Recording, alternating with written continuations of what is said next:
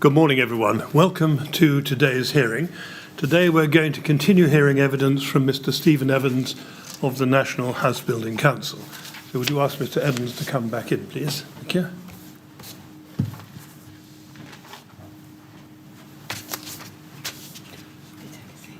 Good morning, Mr. Evans. Yes, make yourself comfortable there.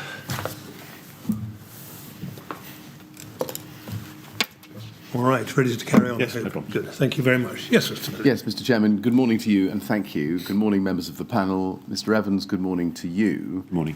Yesterday, we looked at an email from November 2013, which I'd like just to go back to, if I may, please, first. NHB 50604.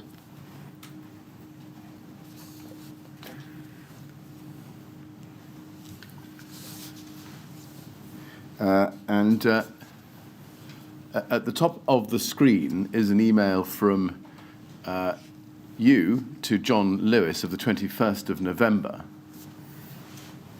2013, as you can see. And we saw this yesterday. And it says, "Hi, John, my comments on the note that you put together along with the format of the BCA guidance notes." And you'll recall that. And then you said, in the second sentence of the second paragraph, Brian had them into his team meeting for some CPD some time ago, so we'll have a contact to begin with. And that's a reference to Kingspan in the first sentence of that paragraph, as you can see. Is the Brian there that you're referring to, Brian Stevenson? It is, yes. Right. Now, can you help us? Do you know when Kingspan came into NHBC to give CPD to Brian's team? I don't know. You don't. Do you know what that CPD covered? I don't know. Would there be documents showing what that CPD covered, such as a presentation given by Kingspan to NHBC or some notes taken by anybody, but Brian or members of his team, about that presentation, do you think? There may be, but I'm not aware. Right. No. Is it the case that you haven't seen any? I haven't seen any, no. Right. If there had been, would you have seen those in the ordinary course of your work? Unlikely. Unlikely. So do we take it from that you can't help us about whether or not it covered the use of Kingspan products on high-rise buildings, K15 in particular? I'm afraid I can't. You can't. Were you troubled at the time, or perhaps slightly later than this, that the same Brian for whom Kingspan had provided CPD appears not to have been aware that K15 was combustible, as we saw yesterday? It didn't. At that point, it didn't raise any concerns with me. I didn't register it. I didn't put the two things together, no. Can I then ask you to please, on a slightly different point, to look at a document at KIN 402663.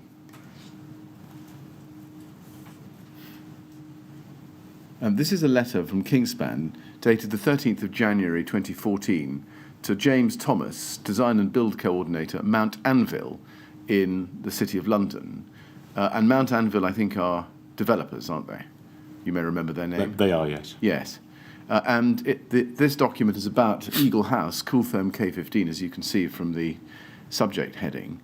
And the text of the letter says this: "Further to our previous discussion to date regards the Eagle House project and the use of Cooltherm K15 within the ventilated range facade system in a building with a story of 18 metres or more above ground level, we can confirm the following."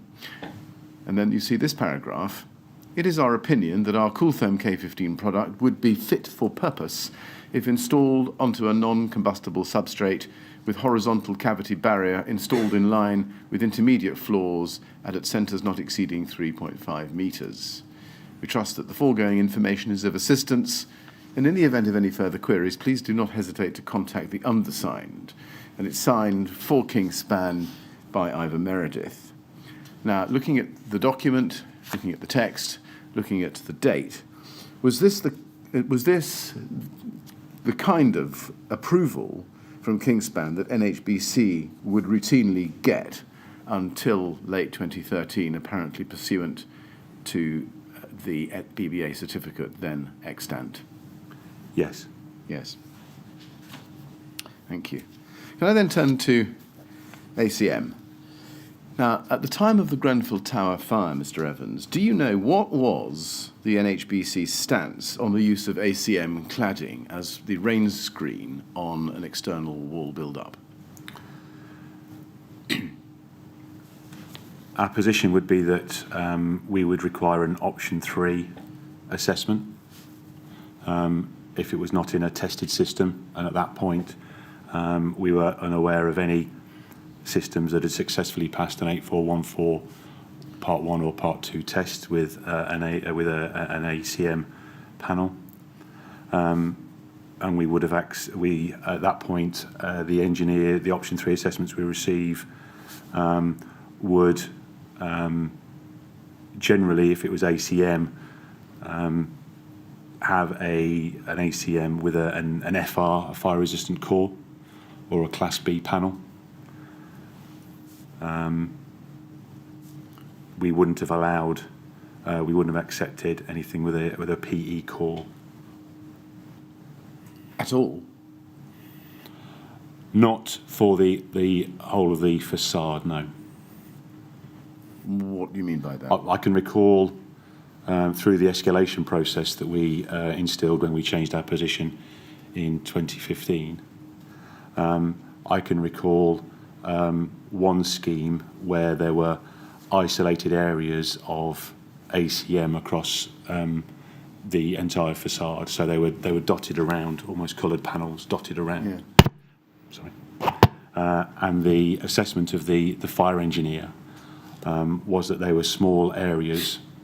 The remainder of the cladding was substantially non-combustible, the cladding areas, and that, in their view, that would achieve overall fire safety and be equivalent to would demonstrate a safe system. Right. That one project, was that the Apex project? No, that wasn't. Not the Apex No. project, right. The Apex project was different. The entire facade of the Apex was ACM PE core. Yeah. I see.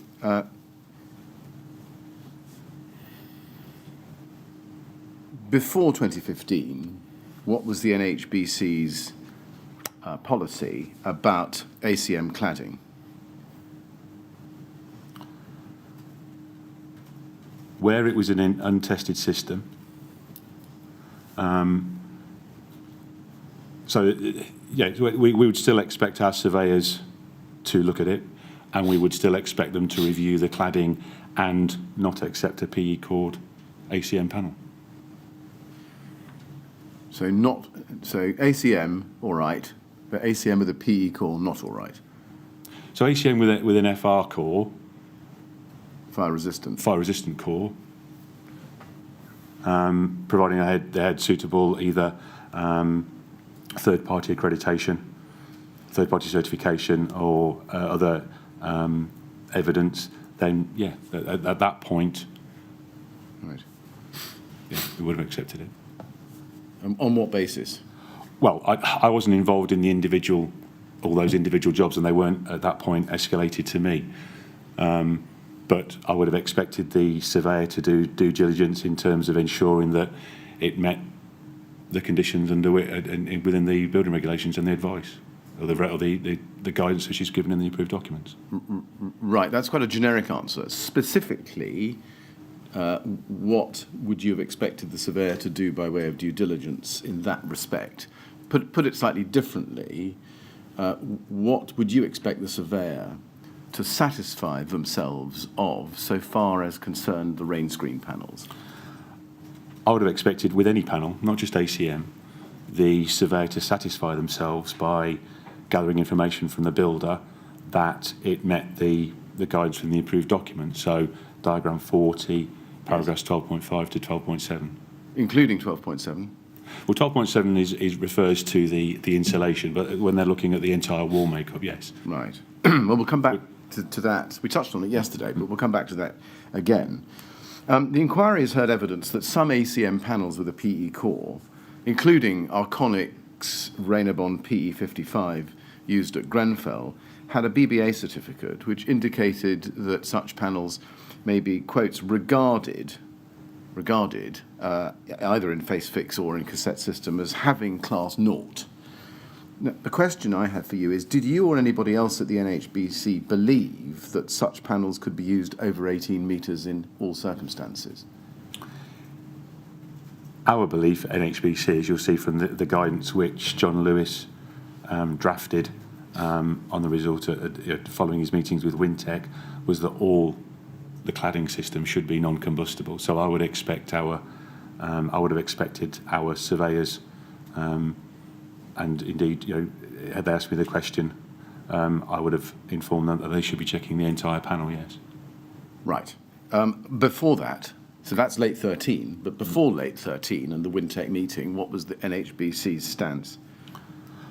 I can't be specific because we didn't have a published position on that prior to 2013 when we started to generate guidance on this, but I would have expected the surveyors to have the same view at that point. Right. Taking 2012 or 2013 perhaps as the starting point and the fire at Grenfell Tower in June 2017 as the end point, during that period, were you aware of any large-scale testing taking place using ACM PE cord panels? No. No. Did you know why that was? We asked Kingspan and other parties when we were talking to them about builders and whatever to undertake tests, but we never received any test results. Whether they actually undertook tests, we were never told if they did. But I didn't see any tests for ACM at that point. Did you see any 8414, either Part 1 or Part 2 tests using ACM rain screen with the PE core as the rain screen element? No. No. And again, why did you think that was? Why did you think that no such rig was ever tested? I didn't see any. I didn't question why not. Did you ever put two and two together, so to speak, and wonder why it was that there were so many buildings in the built environment by 2013 with ACM PE core on them, and yet that product or that material had never been tested as part of an 8414 test? In terms of ACM with a PE core, I wouldn't at that point have been surprised not to have seen a test, because I didn't think at that point it would pass a test. If it wouldn't pass a test, what would it be doing on all these buildings then? As I say, I'm unaware of any buildings which NHBC would have passed at that time with ACM PE core. Was there ever a time before the end of 2013 when you were of the view, perhaps well thought through or ill thought through, that ACM panels with a PE core complied with the building regulations, or could do? I say complied with the building regulations, complied with ADB. But personally, I would have never thought that, no. You would never have thought no. that? Right. Can I show you NHB 401044, please? This is a chain of emails from February 2015. It's a long chain. We only need to look at the last email at the very top of the chain. It's from John Lewis to Graham Perrier, Ian Davis, Dave White, Alistair Hodder, and you. Subject, Kingspan Coolfoam K15, use in facades above 18 metres, 2nd of April 2015. And it starts in earlier in the year. If you look at that, the content of the chain below that, to give you the context, Mr. Evans, is that Kingspan have given an update to NHBC which lacked any further promised test results. And your colleagues at NHBC are frustrated and beginning to have some concerns. And if you look at this email, what John Lewis says is this: hello, Graham et al. I noted quite a few metal face cladding systems when reviewing the identified SPRM jobs.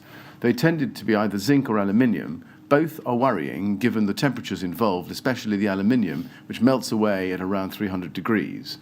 The BR135 test states a maximum allowable figure of 600 degrees, and so it's expected that the aluminium will all have melted away, leaving the K15 exposed. In my view, it would be useful to test an aluminium-faced system as a priority. Kingspan proposed to test an ACM, aluminium composite panel, in June 2015. It's slightly different to many of the finishes we see. An ACM system has K15 sandwiched between two skins of aluminium, whereas we also see systems where the individual components are built up on site. These usually have a vented cavity directly against the K15, which assists the burning, and so, in my view, are likely to perform worse than an enclosed sandwich-type system. Was he correct that you were, NHBC was, seeing many aluminium panels and ACMs coming to NHBC, either for building control or for warranties?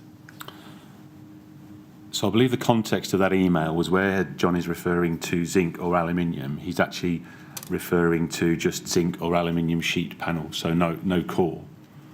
And we would expect both of those to melt away quite quickly in a flame plume. But in the second paragraph, he is talking about, yes, and we did believe that we would like to see an ACM panel, not necessarily a PE core, because we didn't think a PE core would pass, but certainly we want, and we did express views to Kingspan that we would one of the tests that we would like them to undertake, and they indeed indicated they would do, would be an ACM test. Yes, my question is, well, let me try it slightly differently. Was NHBC seeing ACM panels as part of build-ups for external wall systems coming to it for warranty or building control approval, or both? We would have been, yes. I mean, when we did a review of the systems we had, or the buildings we had under construction in 2015, a number of those were either aluminium or ACM panels, yes. Now, given... But that was amongst a variety of, I would say tens of types of cladding systems. It wasn't the predominant sort of cladding system we were seeing.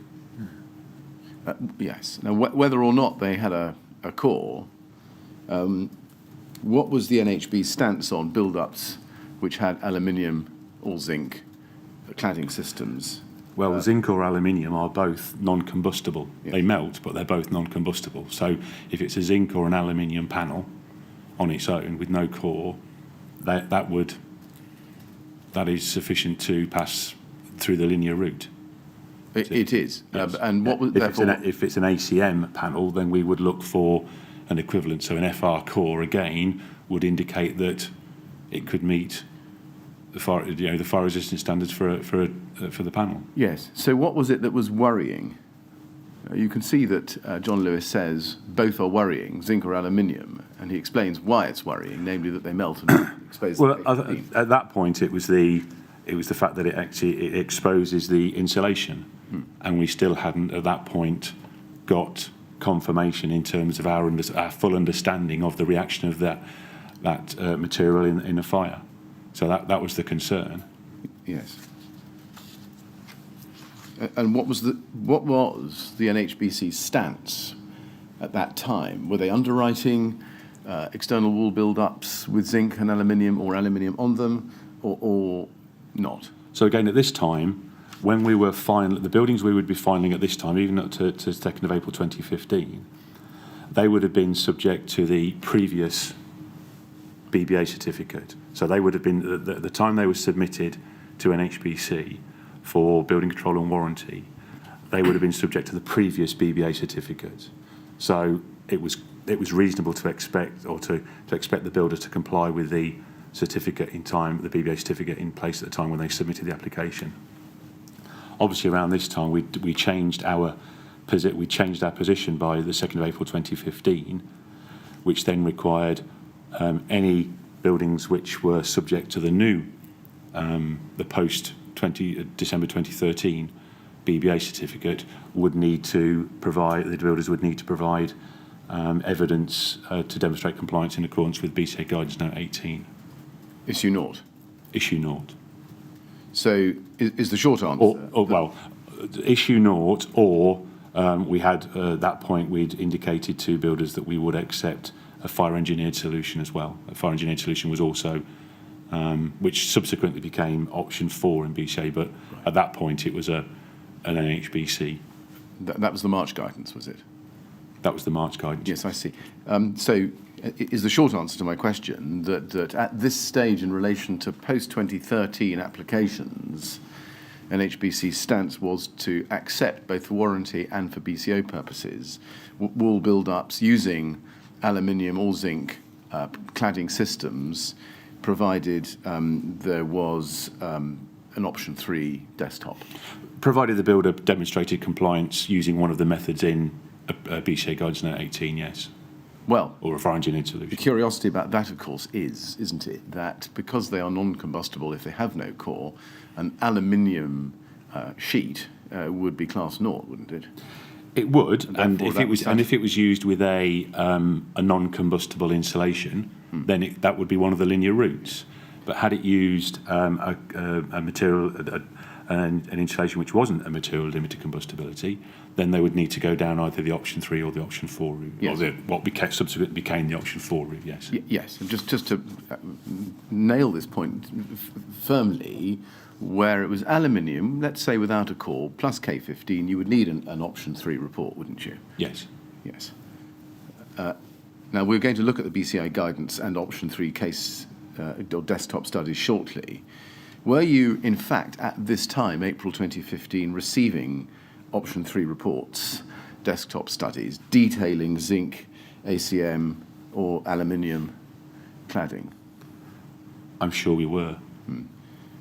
Now, John Lewis appeared to be worried, as he says, because of the lack of testing in that area. Sorry, just to at this time we'd started at 2nd of April 2015. It was shortly after we'd sort of implemented our change in procedure, because that was in the beginning of March.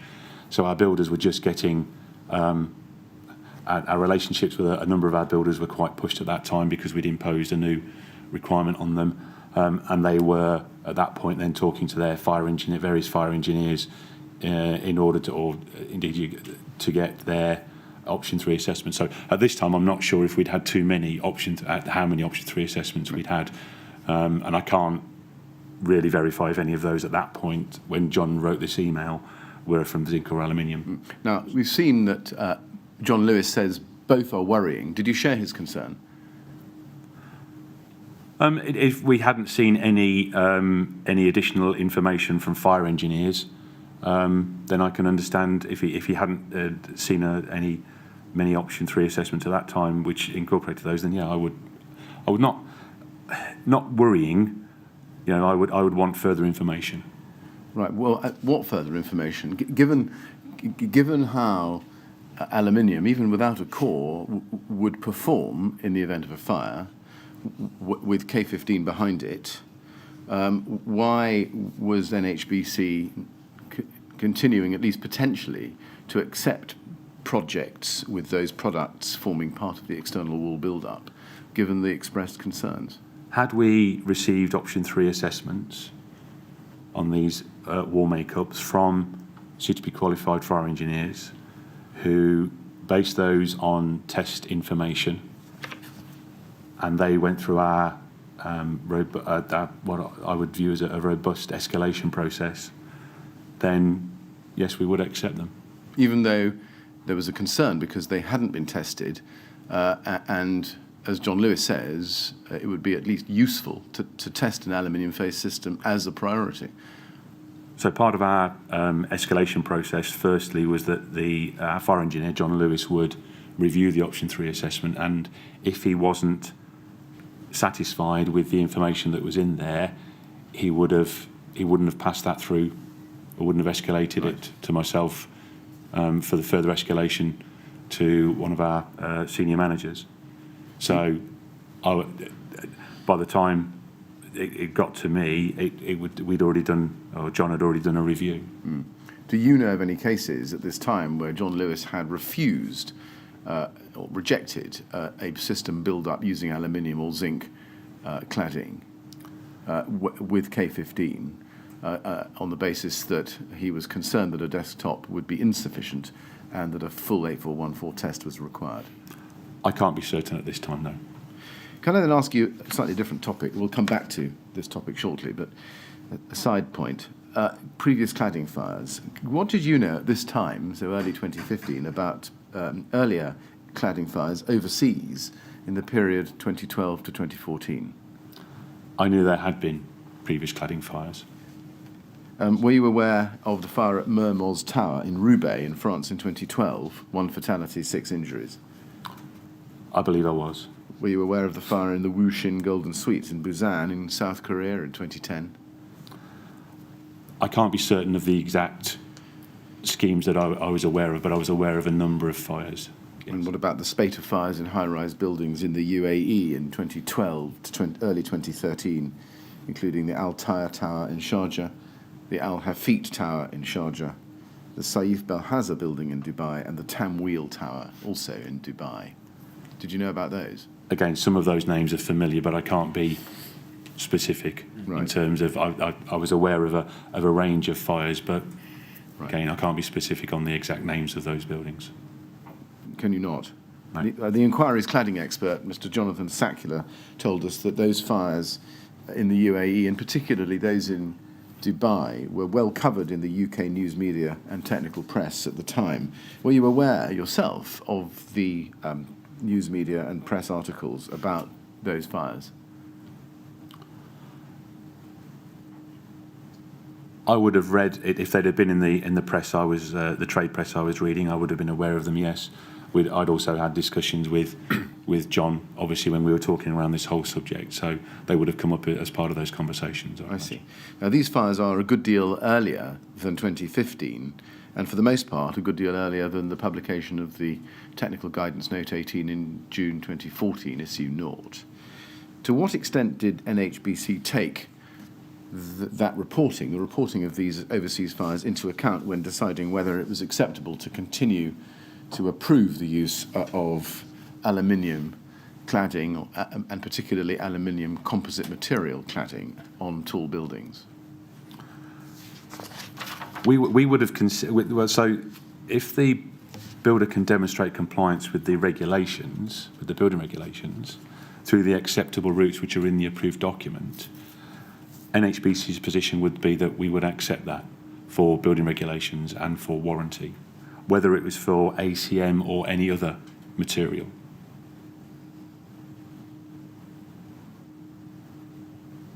And in fact, as you told us, your due diligence extended no further than the BBA certificate up until the end of 2013. Due diligence for the installation, not for the entire cladding system, for the installation. I would still expect my surveyors to and project managers to have looked at the rest of the cladding system, so the position of cavity barriers, the type of cladding that was being, rain screen cladding that was being used, or brickwork, or whatever the outer face was. It was only the position that we would accept K15 as satisfying 12.7 if they fulfilled the conditions of the BBA certificate. The rest of the cladding system we would still look at, we would still check. Right, let me try to get at this slightly differently. Did the well broadcast fact of the fires in, for example, the UAE and Dubai before 2014 not make NHBC particularly alive to the risks of using ACM as part of an external wall build-up on buildings above 18 metres, regardless of what the insulation was?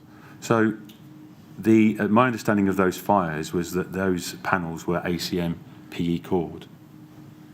And certainly my knowledge of the fires that I was aware of, that I can recall, they were ACM PE cord. So I would have expected, as I said earlier, that any proposal that included an ACM PE cord panel would not have been accepted had we known about it. Was it your position? I think we've covered this slightly earlier, but let me just repeat the point, and I apologise for repeating the question if I am. Was it your understanding let's take the date, late 2013 until June 2014, that there were no ACM PE cord rain screens on buildings above 18 metres in the English and Welsh built environment? I can't answer that because I didn't look at all of those buildings. No. Did you proceed on the assumption that there weren't because there couldn't have been? I can't answer that because I wasn't, I wasn't involved in all of those projects. Had your surveyors ever asked you, or John, to your knowledge, John Lewis, if ACMPE was acceptable over 18 metres?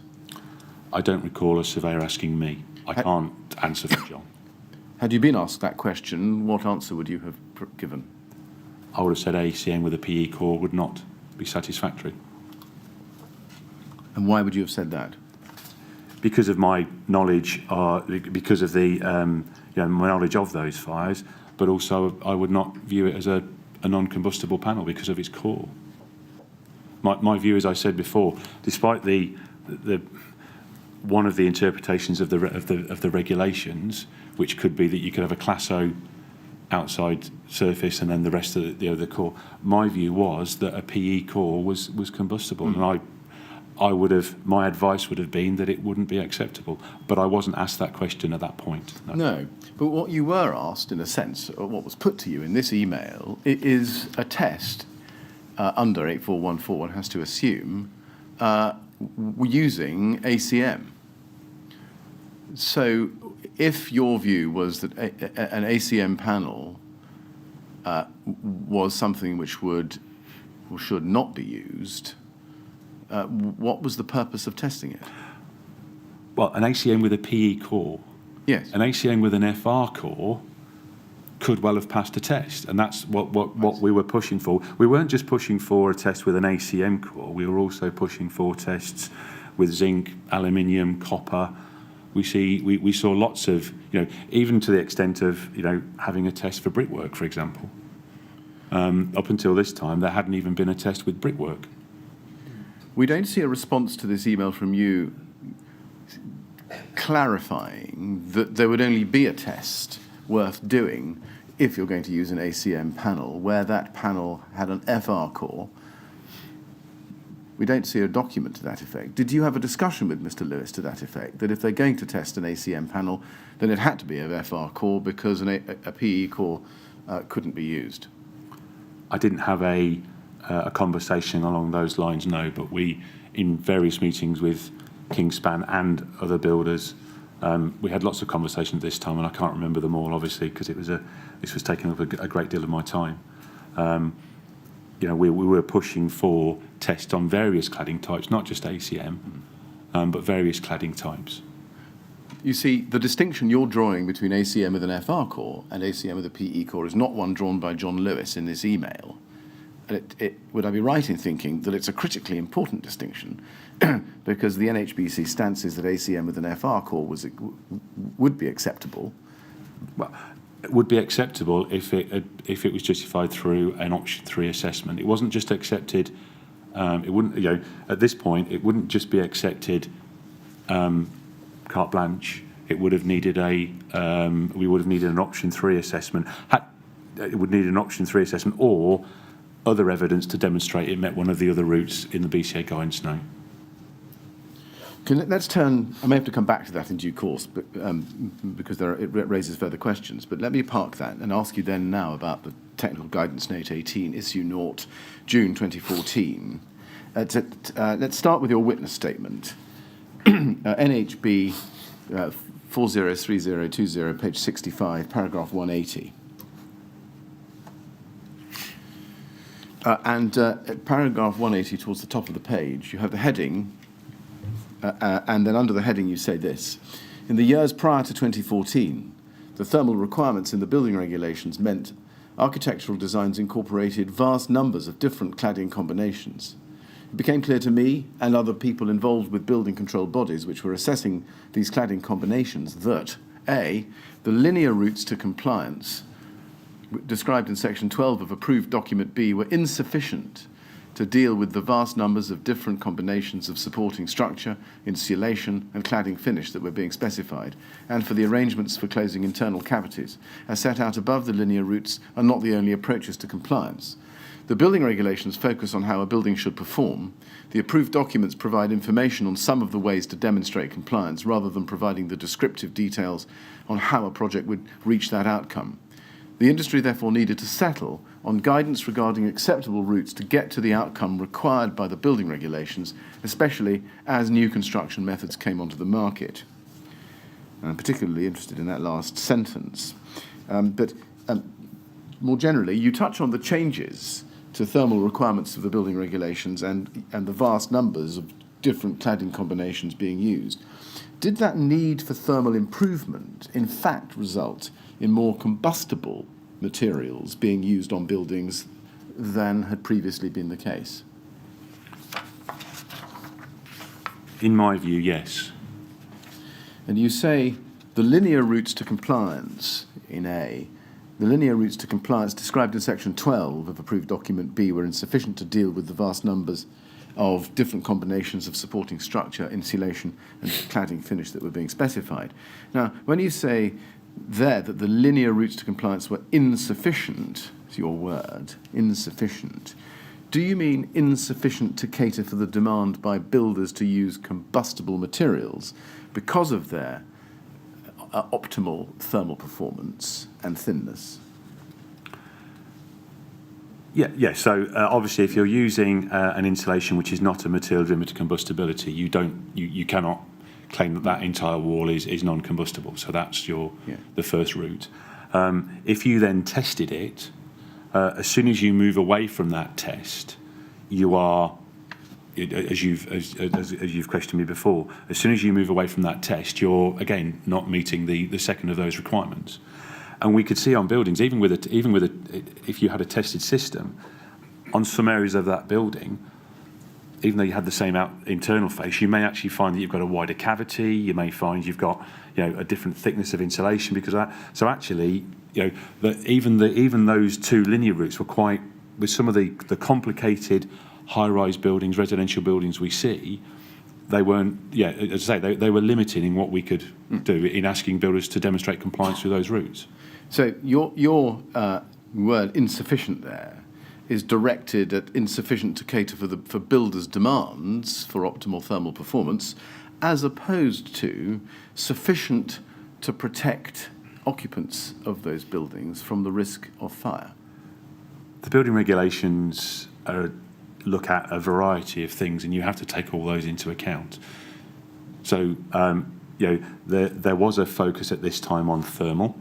It was a big drive of the government with the carbon agenda, and they wanted ever more thermally efficient wall makeups. And in some cases, the only way they could the builders were finding they could achieve that was with insulants which were not materials of limited combustibility. Now, you say in the last sentence of B, the industry therefore needed to settle. You see that? I read it to you. Yes. My question is why? Why did the industry need to settle on guidance regarding acceptable routes, given that ADB was itself the official guidance put out by government about acceptable routes to the outcomes required by the functional requirements? So, the guidance within the approved documents are a way of demonstrating compliance with the functional requirements of the regulations. A builder can use any method they want, so they don't have to stick to that method. They can provide whatever evidence they feel demonstrates compliance with the functional requirement. So they didn't have to go down any of those linear routes. They could choose to demonstrate it another way. And the questions in the industry at that time, we'd been asked ourselves internally, well, what would be the other methods that would be acceptable for a builder to demonstrate compliance in these instances? There are throughout the approved documents, there are a number of alternative approaches which are illustrated. And that could be following the guidance in a British standard. It could be following the guidance in a code of practice. There are multiple different ways, and even then, the designers do not have to stick to those. They can provide a range of evidence, which then a building control body has to assess. Has that met the functional requirement? And we felt at NHBC, first of all, our people internally were asking, well, if they don't go down the non-combustible route, they don't go down the testing route, what would we accept from a builder to demonstrate compliance? So does it come to this? The reason why it was thought, including by NHBC, that the linear routes to compliance were, as described by Section 12 of ADB, were insufficient, was because more and more builders wanted to use materials which were more susceptible of combustion in the external wall build-ups.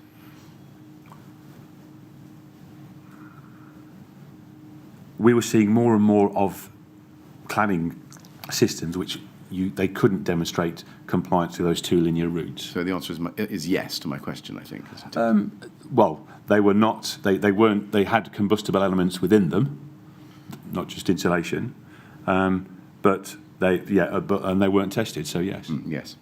Now, going back to your statement, please, at paragraph 181, if we just scroll down the screen, please, just below that, you can see it says a wider range of facades was being used in the industry, and it was necessary regularly to consider their compliance.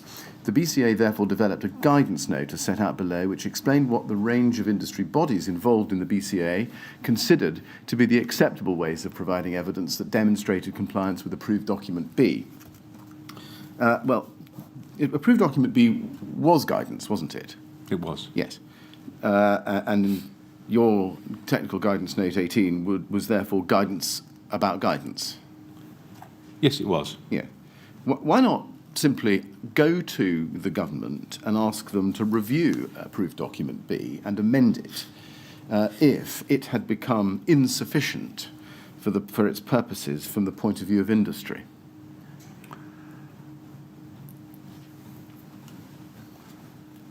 So the process of changing an approved document is quite a lengthy process, which involves, first of all, undertaking research, carrying out consultations.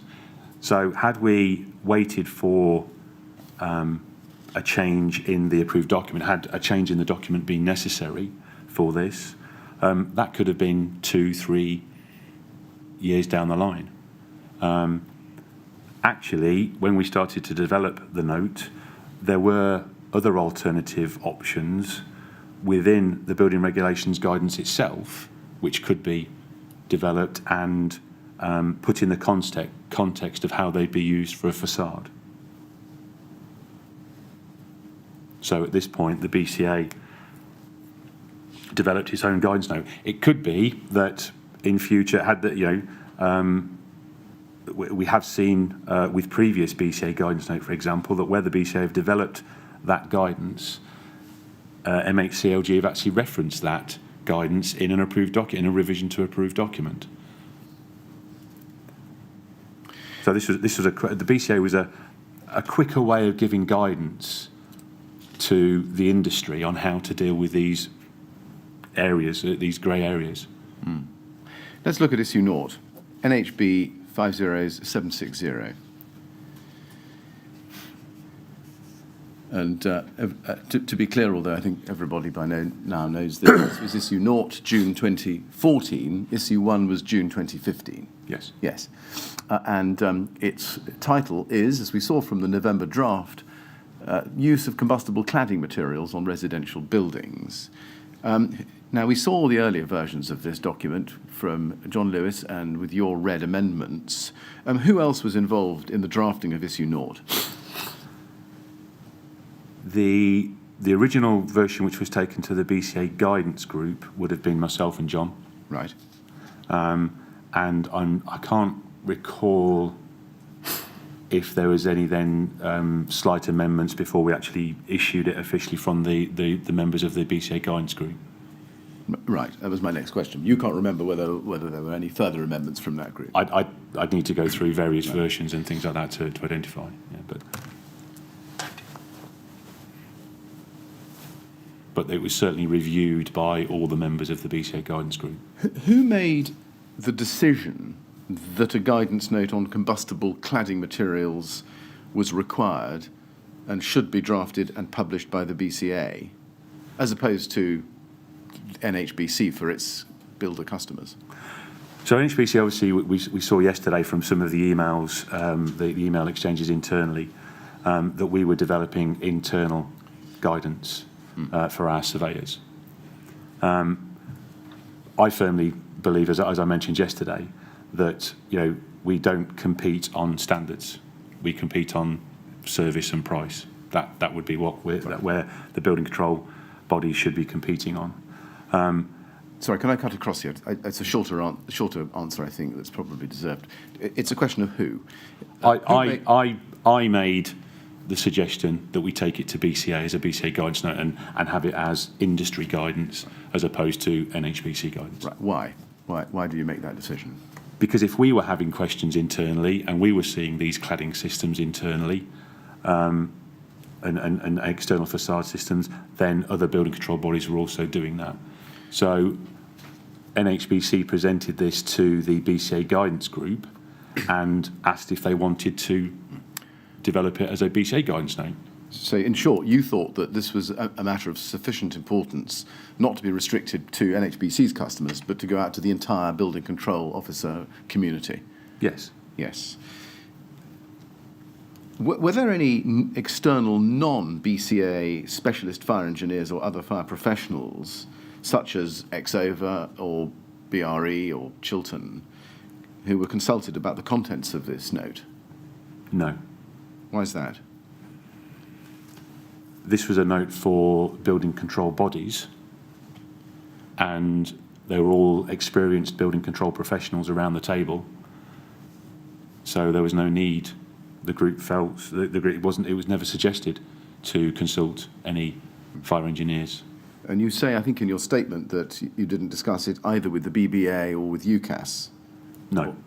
Right. Why did you not discuss this guidance with any of the certification bodies? Again, this was guidance issued by the BCA, which building control bodies didn't have to, they could refer to when they were looking at external facade systems. Now, we'll look at option 3 in a moment, but we I think, are familiar with what it means. But can I just ask why you didn't at least ask the BRE or Exova or Chiltern or indeed the certification houses whether they agreed that your desktop formulation was an appropriate use and interpretation of approved document B?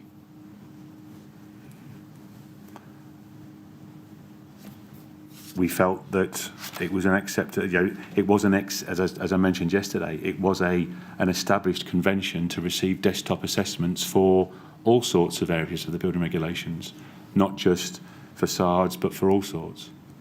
So within building control, it wasn't unusual to receive a desktop assessment for a product, a makeup, a composite structure. It wasn't unusual to do that. But given that it would be, at least in the first iteration of this note, going to be Exova, BRE, Chiltern Fire, who would be the experts carrying out the desktops, why did you not go to them first and ask them whether this was something that they were prepared to do? That question never arose. Well, it may not have arisen. The question is, why didn't it arise? It wasn't considered. I mean, we received, as I said, we received fire engineered solutions from from bodies such like that. So this was part of their, as far as we would have been aware at that time, this would have been part of their business, and they were capable of doing that. Did you? Maybe, but would it not have been very easy simply to pick up the phone to one of your contacts at the BRE or Exova and simply ask them whether or not they would be amenable to performing desktop studies in respect of combustible cladding structures based on their tests? Based on the revisions to issue 1, in hindsight, yes, we could have spoken to those bodies because we actually referred to them incorrectly in this in terms of the guidance we gave in option 3 here was that those assessments should be carried out only by UCAS accredited testing houses, where actually the guidance in the approved document only refers to suitably qualified fire engineers. Did you seek, the answer to this must be no, but why didn't you seek BRE's or Exova's or Chiltern Fire's view as to whether the use of desktops was permitted as a further alternative route to compliance by approved document B? Or at least what their views were about that.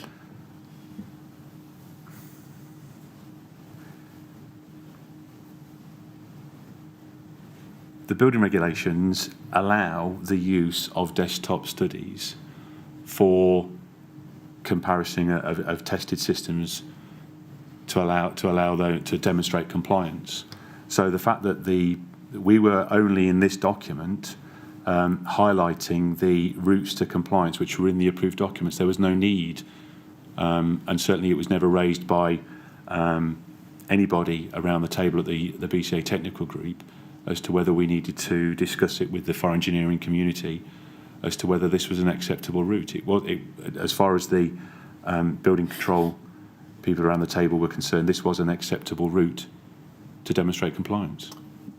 We'll examine that in just a moment. Before I do, can I ask you this? Why did you not seek DCLG input into that issue? Actually ask them for their view about desktops?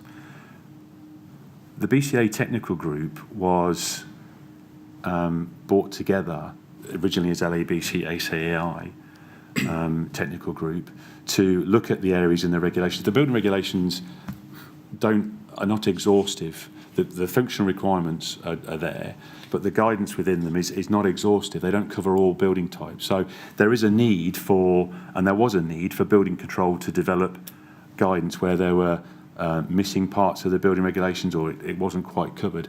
If we continually went back to MHCLG with every little interpretation challenge or bit that was missing, we'd never actually get the job done.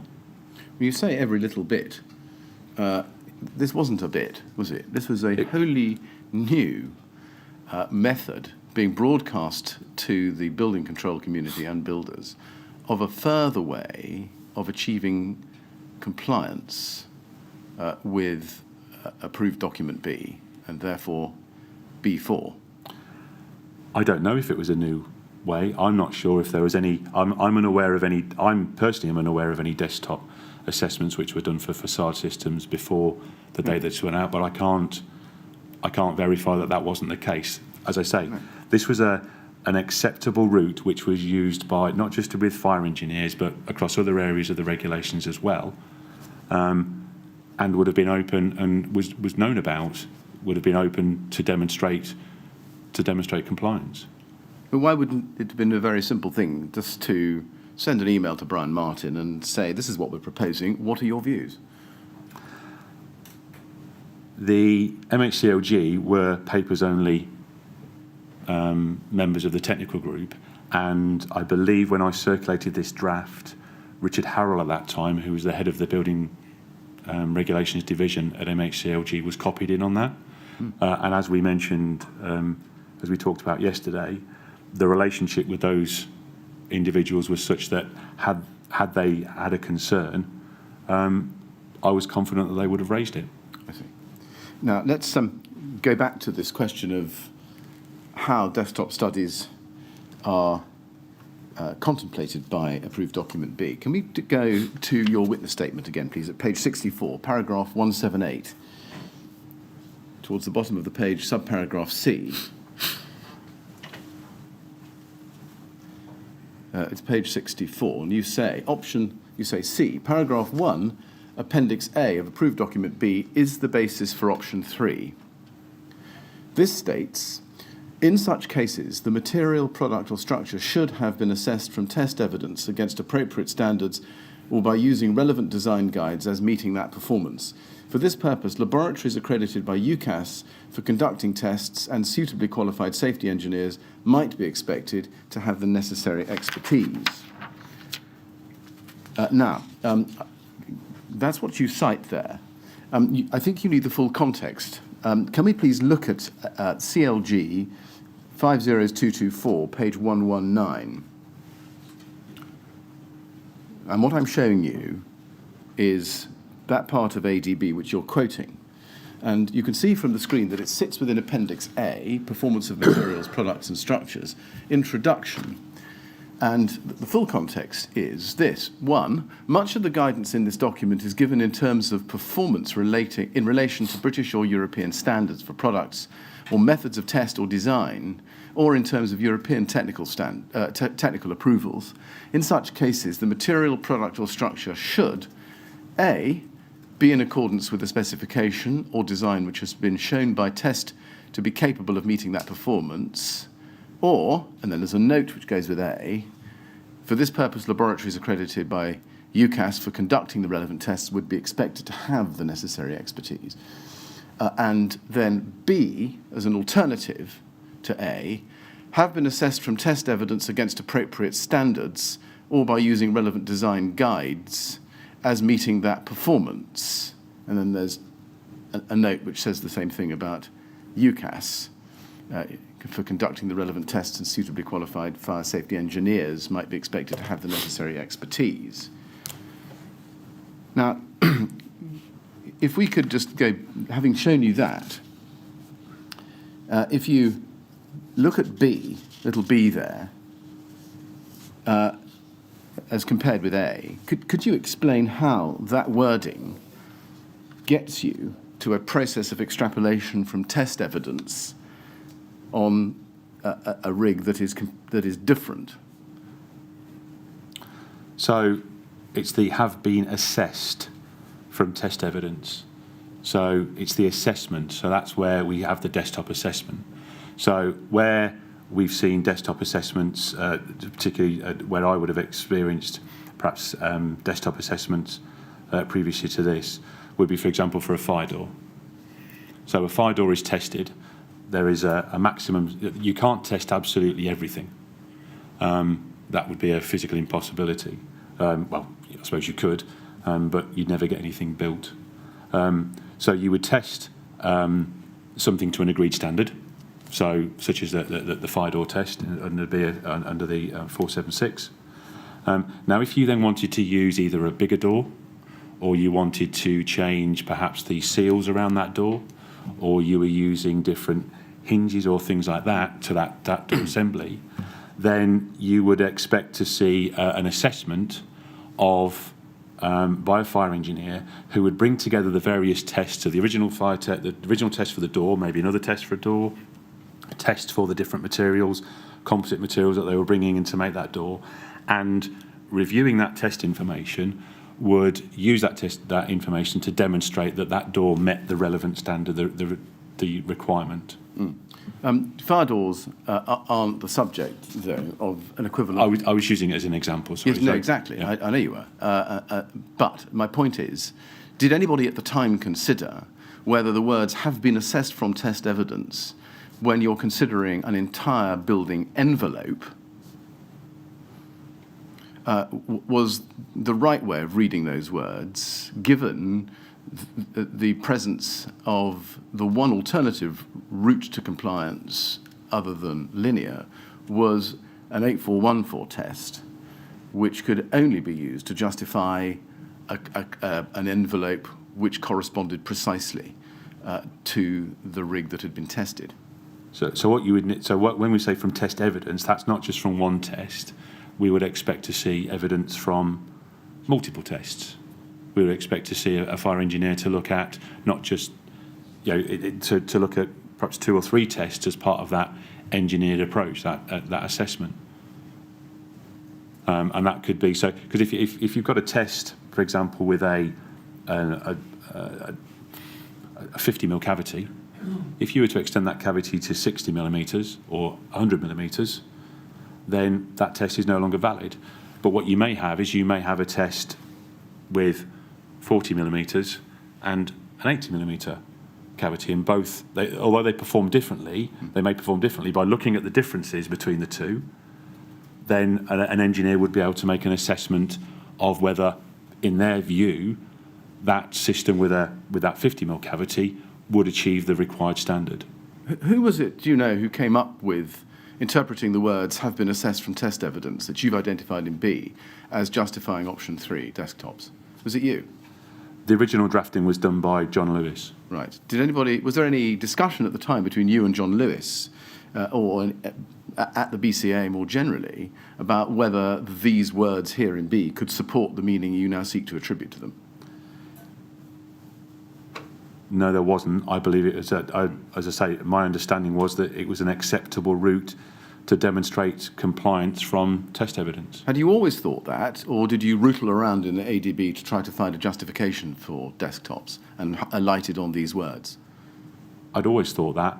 I can't remember when I started to think about that because I'd been a building control professional at that time for 25 years. And as I say, when I was practicing and in day-to-day assessment of these projects, I saw desktop assessments for various elements, not just for fire, but for thermal, all sorts of areas within the regulations.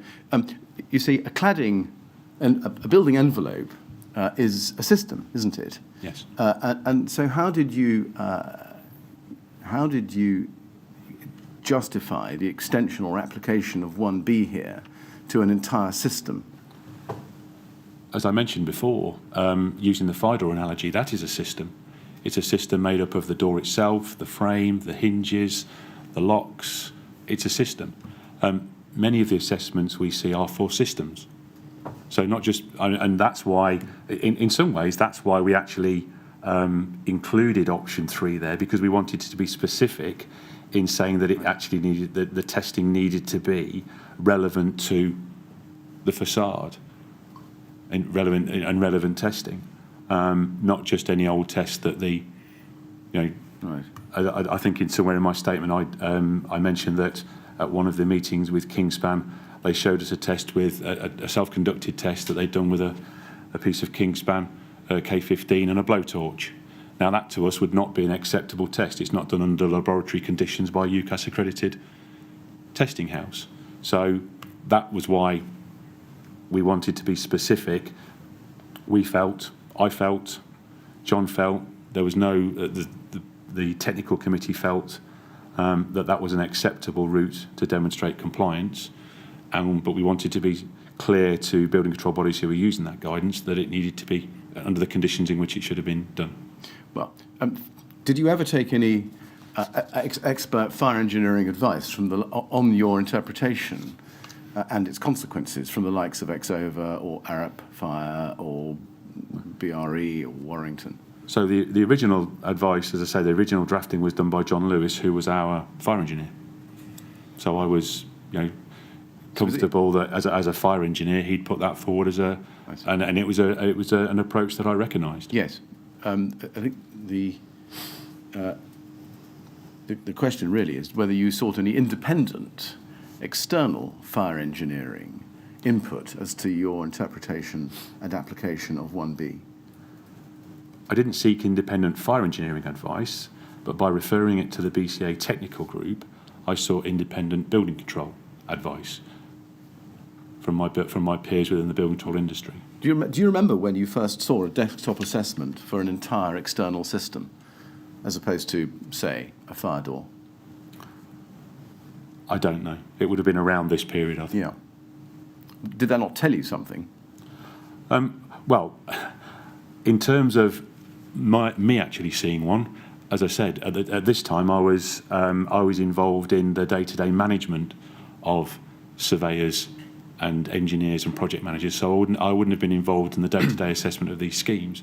So even if they had been submitted at this point, prior to the implementing or this coming on my radar, I wouldn't have necessarily seen them.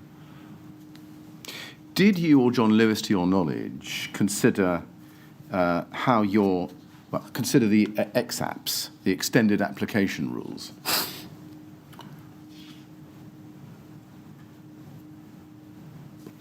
I didn't, no. No. Do you know whether he did? I don't know. Do you know whether you or he worked out how your conception of desktops here, as arising from 1B, was consistent with the presence of the EXAP rules and the guidance and standards on their application? We didn't have that discussion, no. No. So I take it that nobody actually looked at the EXAP rules? Not that I'm aware of. Were you aware of them at the time? I wasn't, no. You weren't? No. When did you first become aware of the existence of the extended application rules? I can't be sure. So you never, and John Lewis, to your knowledge, never considered how the development of your option 3 could ever be consistent with the EXAP rules? Presumably not. As I said, I'd seen desktop assessments for other systems, not necessarily for facades, but for other systems. So it was a familiar approach to me, and I didn't question at that point specifically. As I said, if in terms of I accepted that they could be used for facades. Did you consider whether, in fact, paragraph 1B of Appendix A to approved document B, which you have on your screen, was an admittedly recondite signpost to these EXAP principles, or whether it was an invitation to the public to design their own extended application principles? I didn't consider that, no. Now, let's go back to issue 0, please, NHB 50670. We've seen page 1. Let's go to page 2, and let's look at option 3.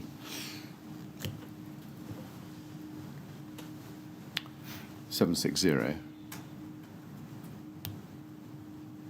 I gave the wrong reference. NHB 760. Thank you. Option 3. If no actual fire test data exists for a particular system, the client may instead submit a desktop study report from a suitable independent UCAS-accredited testing body, brackets, BRE, Chiltern Fire or Warrington Fire, close brackets, stating whether, in their opinion, BR 135 criteria would be met with the proposed system.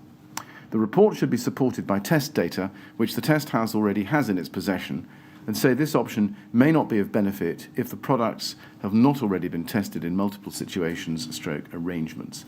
The report should also specifically reference the tests which they have carried out on the product. So we can see that here in issue 0 of this note, the BCA explains that the person drafting the report must be from a UCAS-accredited body, correct?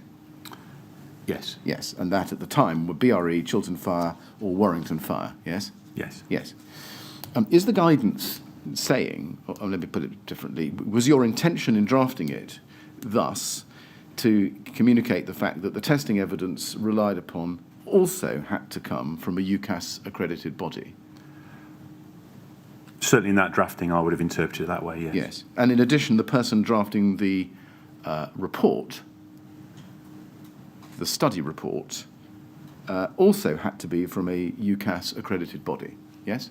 That was the intention from that option at that time, yes. The guidance note doesn't spell out who at the UCAS-accredited body should be drafting the desktop study report, does it? It doesn't, no. Who did you intend should be such a person? I would have expected one of their fire engineers. Is that because in Appendix A 1B, the person doing the assessment should be, quotes, a suitably qualified fire safety engineer? Yes. Thank you. And what level of education and experience would a suitably qualified fire safety engineer have to have, in your view at the time, who could be entrusted with this work? So that phrase, suitably qualified fire engineer, that appears in the building regulations is not then further defined, but I would have expected somebody who is a member of the Institute of Fire Engineers, I would have expected it also to be peer reviewed internally. Right. Why not say that?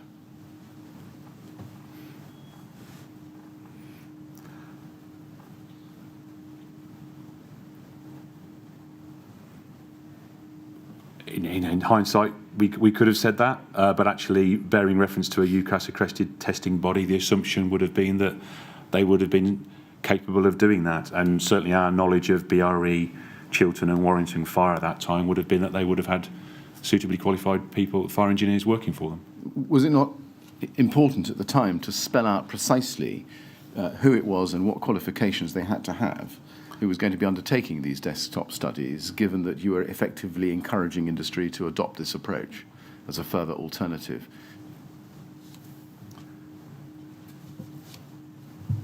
I think it was accepted by, my view at this time, in reading that, I would have expected that to come from a qualified fire engineer. You would have expected it. Yes. And one can see why, but why not say it? Given the importance of the option. I suppose reading it at the time, my assumption would be, as I said, that we didn't need to put it. The fact that we'd referred to a UCAS accredited testing body using reports which were in their possession, my assumption would have been that it would have been by a fire engineer. Perhaps it's an oversight on our part that we didn't do that. Now, what tests did you contemplate at the time would be or should be used to compile an Option 3 desktop report? So I would have expected relevant test data. Now that could, relevant test data to what they were trying to prove. It would that would include 8414 tests. It may also include other tests to BS 476 of various elements which are being put in. Could data from failed tests be used? It was certainly a view that data from failed tests could be used. Sometimes the data from a failed test, the view was in discussions, it wasn't put in here, but in discussions I'd had with various fire engineers, they were always, their view was that they would like to see failed tests because from that sometimes you can get information as to why it failed. You say there was a view. Yes. Whose view was that? So that came up in conversations at various times. I don't know when we discussed it with fire engineers, but there was certainly a view that a failed test could be useful in being able to look at why a system failed. Right. First, was this view a view that was discussed before the BCA guidance note issue naught was published? No. No. Secondly, who had this view that data from failed tests could be used? I can't be specific on who it was. I know it came up in conversations that we had, but I was having lots of conversations at the time. And what about client confidentiality? In this sense, do you accept that it might be the case that the BRE might be aware that a K15 had failed a BS 8414 test or the poor performance of a particular part of the test rig, but if Kingspan had not agreed to release the test data, what would happen? Was the BRE, if it was that body doing the desktop study, was it supposed to ignore that data? How would it use data in that way?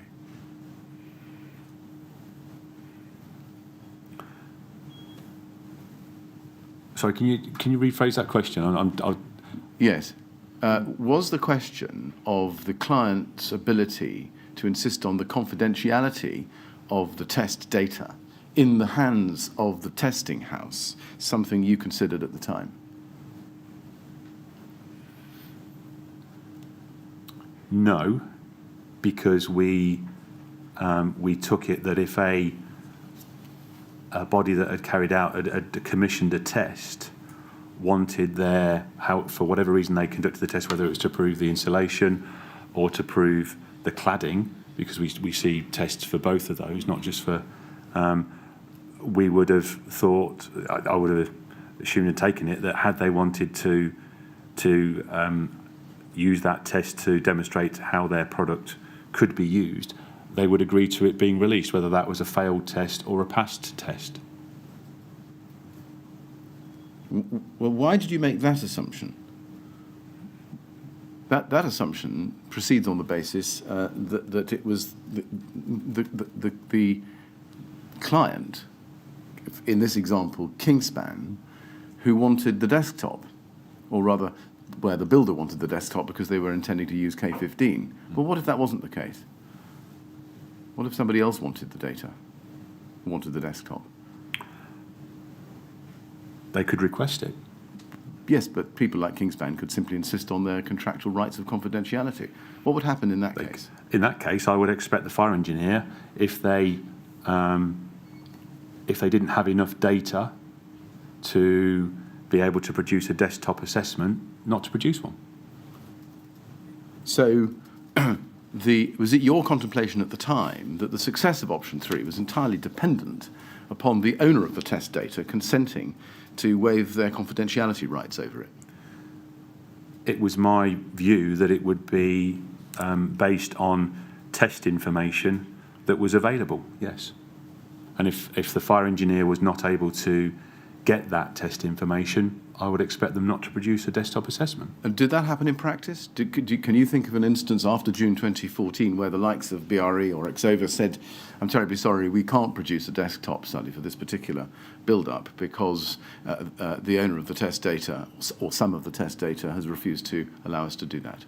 Did that happen in practice? I wouldn't know that. If these bodies, the fire engineers or the BRE Chiltern or Warrington Fire Engineer had that discussion with their customer and their supplier and not produced a desktop study, I wouldn't have seen it, so they wouldn't have told me. No, but you would have got wind of the fact that it was a problem, wouldn't you? Somebody would have come to you and said, your new option 3 isn't working very well because manufacturers are insisting on the test data being kept confidential. You would have got wind of that, wouldn't you? Not necessarily. Not necessarily. I mean, if the builder had gone to BRE Chiltern or Warrington Fire and asked them to produce a desktop assessment for a wall makeup, and those bodies felt that they weren't able to do that because there wasn't the available test data, the builder may well have gone away and changed for either another system where the information was available, or even changed the makeup of the wall to make it comply through another, or to demonstrate compliance through another route. And I wouldn't necessarily be told of that. Mr. Chairman, I've got a few more questions on this line, but they can equally well be taken after the break. Well, what would you prefer to do? Well, let's take the break now. Right. I may be able to shorten them. There we are, Mr. Evans. We'll have a break at this point. We'll come back, please, at 25 to 12. And as before, please don't talk to anyone about your evidence when they're out of the room. Thank you. Right? Thank you very much.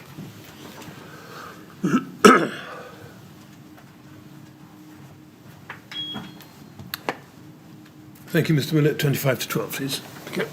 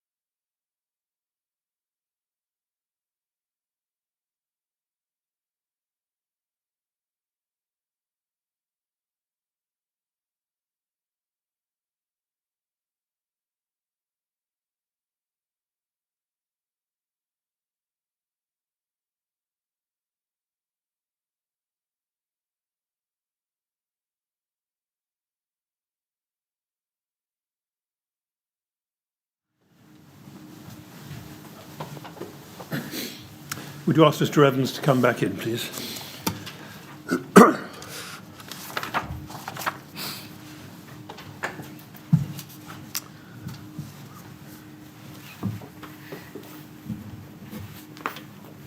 Right, Mr. Evans, all ready to carry on, I hope? Yes. Thank you very much. Yes, Mr. Millett. Yes, Mr. Chairman, thank you. Mr. Evans, before you wrote Technical Guidance Note 18 issue 0 in 2014, how many desktop reports had been submitted, to your knowledge, to NHBC for external facades which contained or comprised combustible materials?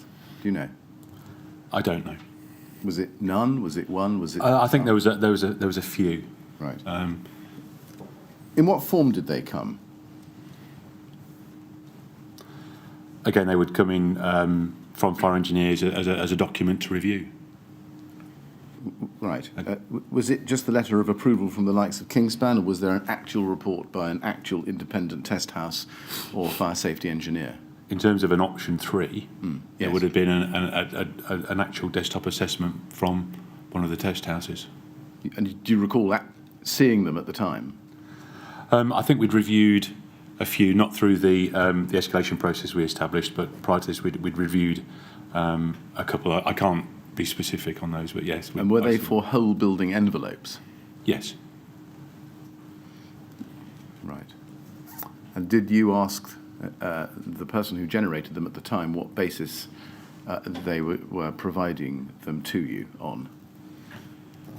How do you mean? Sorry. Did you go back to them and say, thank you very much for the desktop? What is the basis within ADB on which you are providing this to us?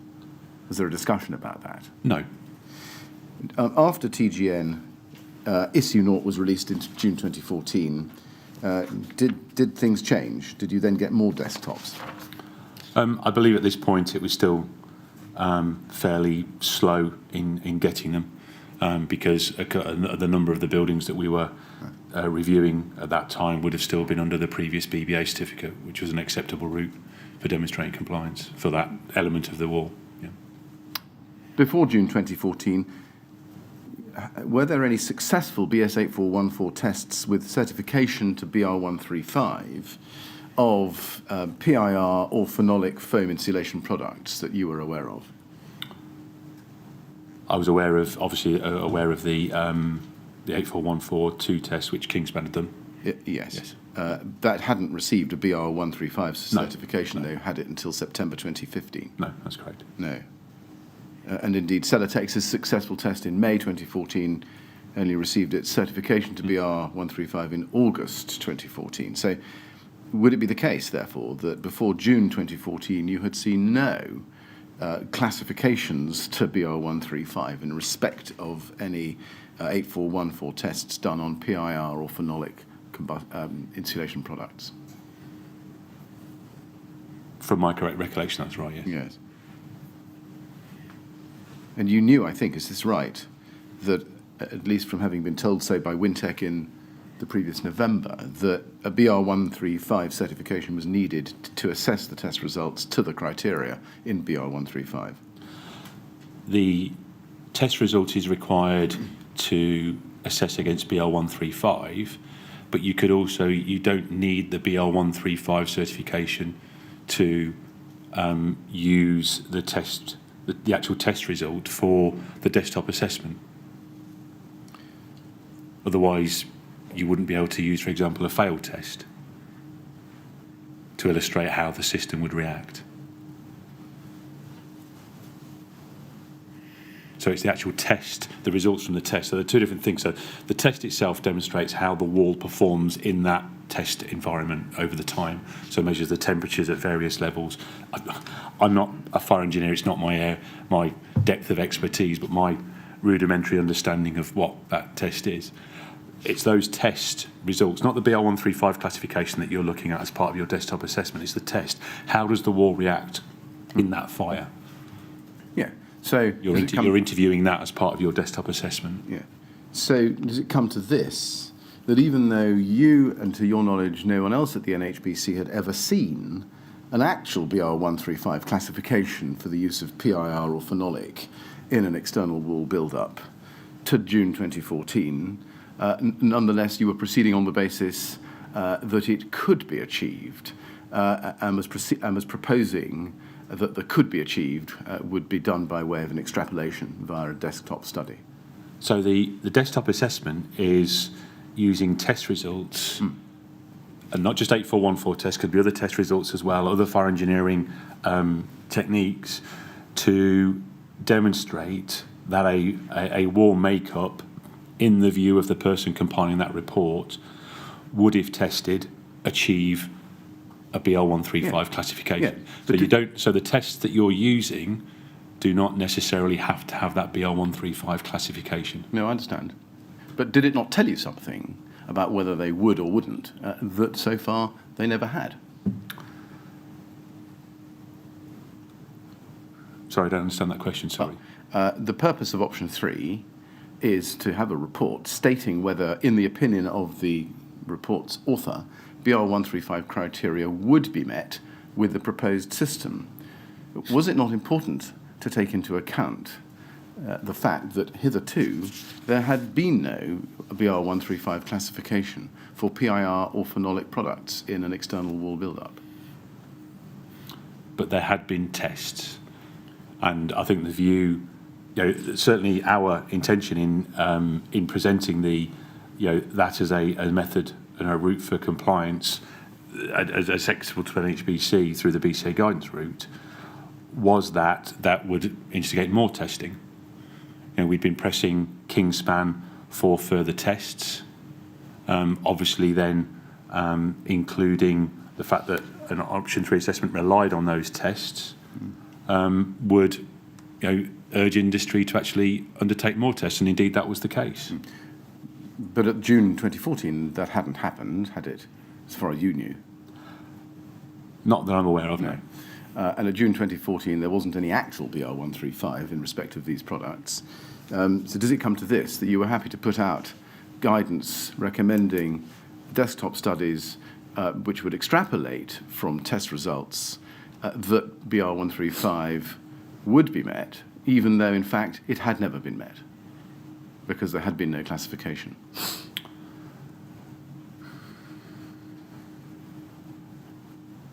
As I stated before, it's the test data which is being used in the option 3 assessment. It isn't necessary to have that 135 classification of that test result in order to use it because some of the tests you use don't have a BL135 classification. It could be, the wall makeup could differ because you're changing the cavity barriers, for example, in which case you'd refer to the testing for the cavity barriers. That's not a BL135 test. I'll just ask you this, Mr. Evans. I mean, I don't think you need to be an expert to know that the way a fire develops is a very complex matter. Did it ever occur to you that it might not actually be very feasible to produce a desktop study telling you how a system would react if it was set alight based on tests conducted on completely different systems?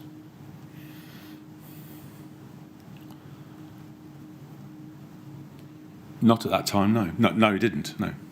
I mean, it strikes me that it's possible that you could have got some help on that from one of the established fire testing houses who would at least be in a better position to understand whether what you were expecting them to do was something that could reasonably be asked of. Well, we'd seen by this stage we had already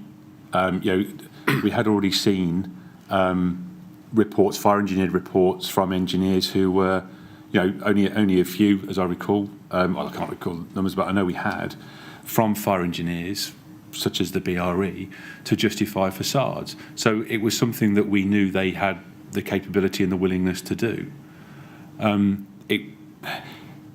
This is an accepted route for compliance which has been used throughout my career.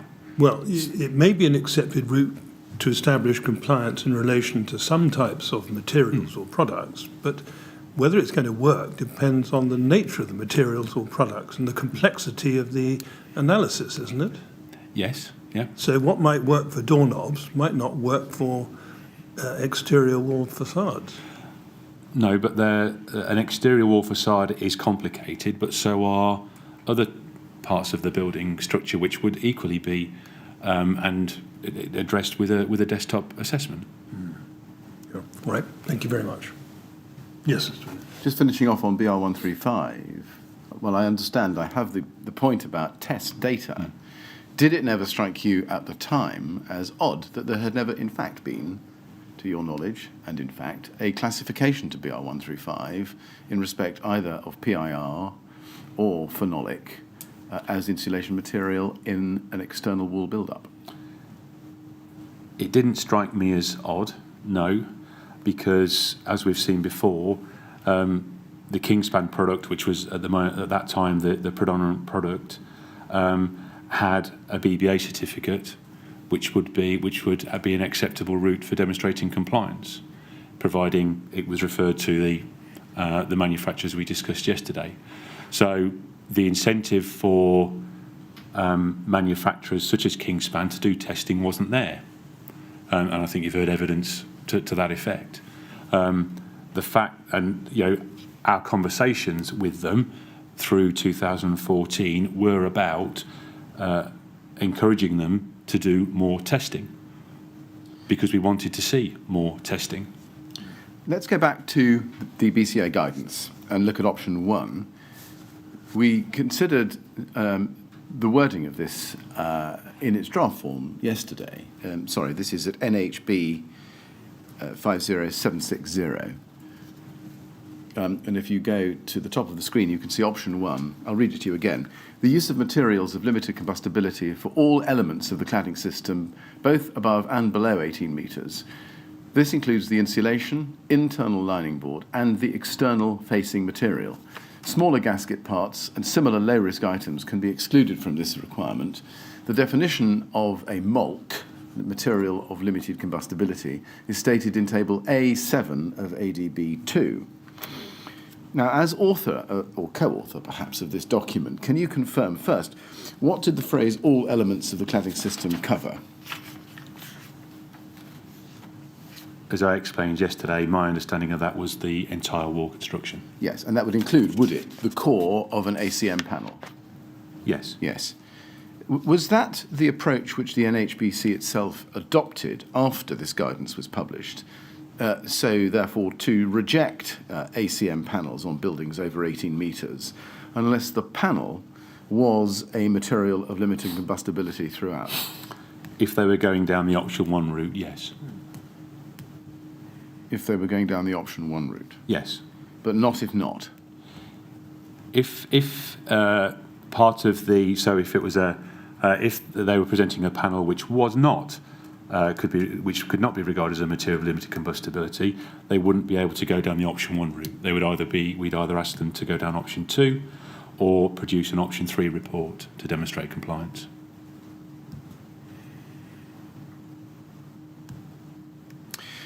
Now, we'll come back to desktop studies later. I just want to ask you now about Brian Martin and your relationship with him. He was at the time what was called at that point the Department for Communities and Local Government, DCLG, and today it's called the Department for Levelling Up Housing and Communities. When and where did you first meet Brian Martin? Do you remember? I can't recall. Do you know what you considered his role to be within DCLG in 2013, 2014? He worked within the Building Regulations Department and he was at a specific responsibility for ADB. And what was his involvement, if any, with NHBC? We would meet him at various functions, but he had no specific role with NHBC. He would occasionally call us, myself and Diane Marshall, obviously through our involvement with BCA, LABC, whatever, we knew Brian, and he would occasionally contact us to ask our advice, what we considered if they were thinking about introducing something or wanted a view. They would sometimes come to us at NHBC to ask us. And what was his involvement on the BCA, or with the BCA? He had no direct involvement with the BCA technical group. When Richard Harrell moved on, at some point Brian we copied Brian in on as the member of MHCLG at that time, who we would have copied in as papers only member. Now, can we please go to NHB 50732?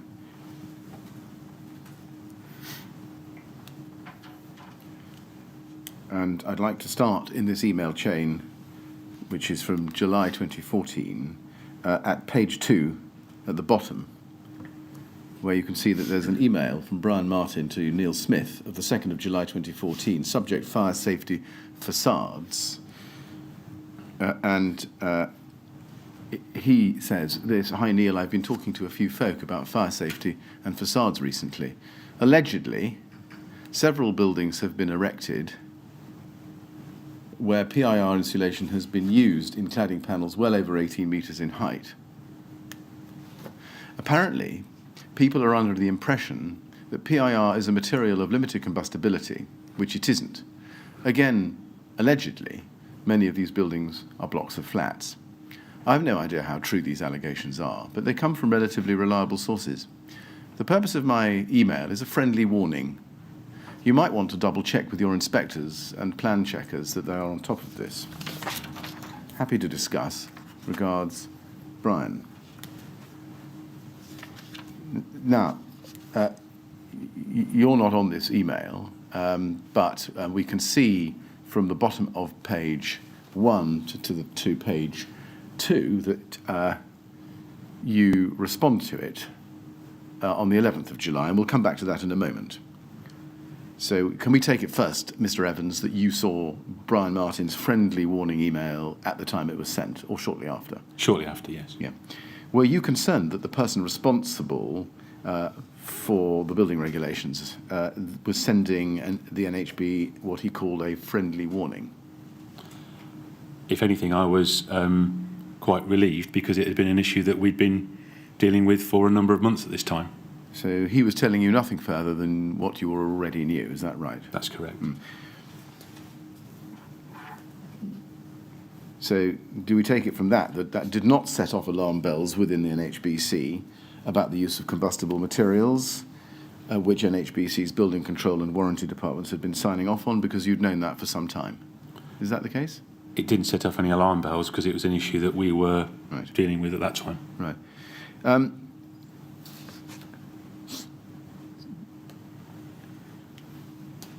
So when he says allegedly twice and purports that he had no idea how true those allegations were, in fact, that was, so far as you were concerned, an excess of caution. You knew that buildings did have PIR insulation on them, which were materials of limited combustibility, and the allegations were true. Yes? Yes. Yes. Now, we can see your response to him of the 11th of July that I showed you a moment ago. If we go back, please, to page 1. 11th July, 1411. A copy to Diane Marshall and Neil Smith. And I'll show it to you. You say this. Before I just ask you, can I just confirm with you that you sent a draft of your response, I think, to Diane Marshall internally at the NHBC before responding to Brian Martin? Yes, yes. And we also showed out of courtesy to Neil Smith. Yes, and they both approved what, in fact, you eventually sent. Yes. Yes. Let's look at what you said. Bottom of page 1. Dear Brian, I hope that you are well. Neil Smith has discussed your email with me below and asked me to respond, as I've been dealing with this on behalf of NHBC. This is an issue that NHBC are aware of and have been in discussion with industry about for some time. The issue is in respect of the use of Kingspan Cooltherm K15 rain screen board in buildings over 18 metres in height. The confusion has arisen from Kingspan's statement that their product is acceptable for use in a building over 18 metres. However, the product is made from a generic type of polyurethane foam, which is by nature combustible. However, since 27th of October 2008, the product held a BBA certificate attached, which indicates that it is acceptable for use in accordance with approved document B, volume 2, paragraph 12.7, 7.1, subject to advice should be sought from the certificate holder, 7.2, if the building exceeds 18 metres in height. It was on this basis that NHBC building control and other building control bodies accepted the use of K15 in buildings over 18 metres in height, including blocks of flats. We understand that LABC have also issued a registered detail approving the material for use over 18 metres. Now, I just want to pause there and focus on the last paragraph there, which starts the issues in respect.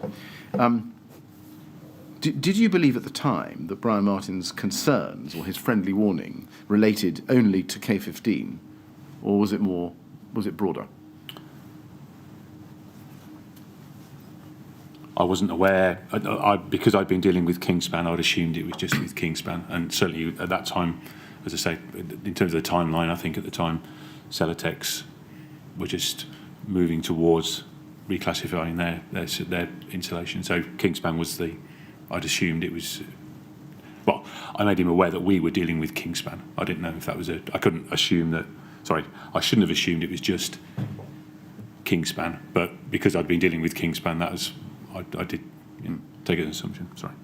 Yes. Were you aware that I think you must have been, given that you cite the very BBA certificate, that K15 was not a PIR or polyurethane insulation that you say here, but phenolic? I was aware that as a drafting error, yes. But it's a member of the same family, isn't it? Or the same type of insulation, yeah. Right. Now, we've been through the BBA certificate for 2008, and we've been through the changes to the BBA certificate in 2013 with the addition of the reference to clause 12.7, and we've seen already yesterday the section regarding contacting the certificate holder for advice and how that then came out in December 2013. Now, leaving that on one side, it's right, isn't it, that you knew long before July 2014 that K15 should not be used above 18 metres unless it met the requirements of BR 135 using 8414 testing. As part of a tested system, yes. As part of a tested system, yes. And you'd learnt that fact at latest by the time you met Wintec in November 2013. If they wanted to go down those routes, and again, the product at that point had a BBA certificate which was acceptable to accept the material in the use if it was used in those conditions. We discussed that yesterday. That building control would have accepted the use of the Kingspan K15 in a wall facade as meeting 12.7, providing the conditions of the BBA certificate were met. Now, first, do you accept that the BBA certificate, as we've now been through, didn't in fact refer to ADB section 12.7 from 2008, but only for the few months between July 2013 and December 2013? The certificate that I reviewed and we looked at yesterday was revised in 2010. When I picked that up in 2013, I'd assumed that it had been issued in 2010, else why would it have that date? Did you not check the BBA certificates to which you were referring when you compiled this email?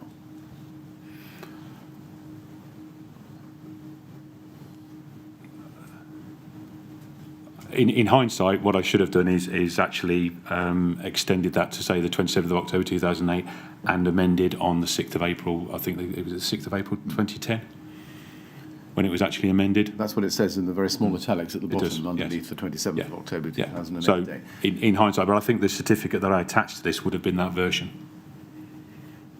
Why didn't you check the BBA certificates from the date of their original issue to make sure that what you were telling Brian Martin was correct?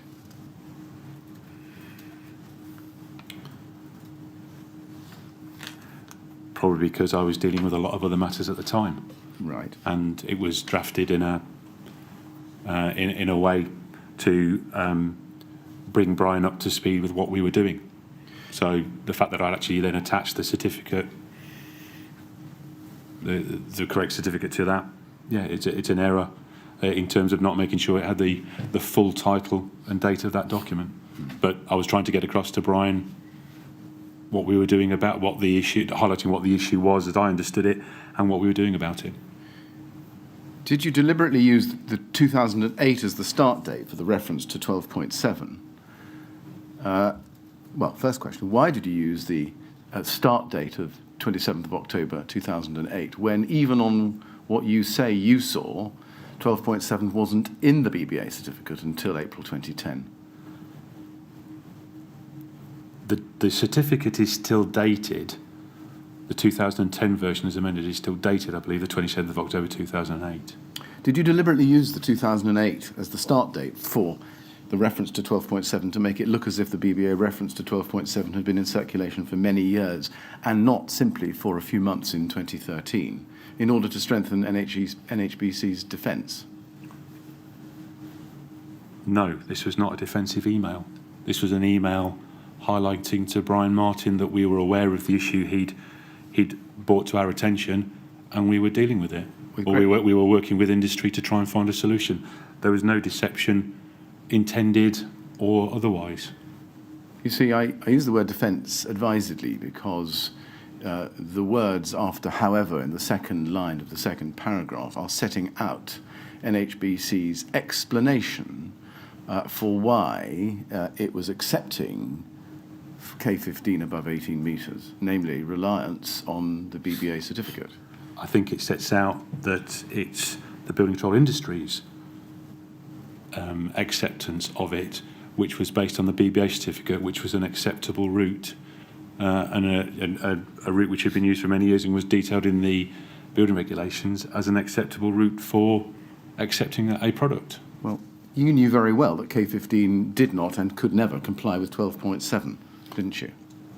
And this was why, in this email, when we read the full context of the email, I explain to Brian what we're doing about it. What was the point of referring to 12.7 in that paragraph, if you knew that, in fact, 12.7 could never apply to Kingspan K15?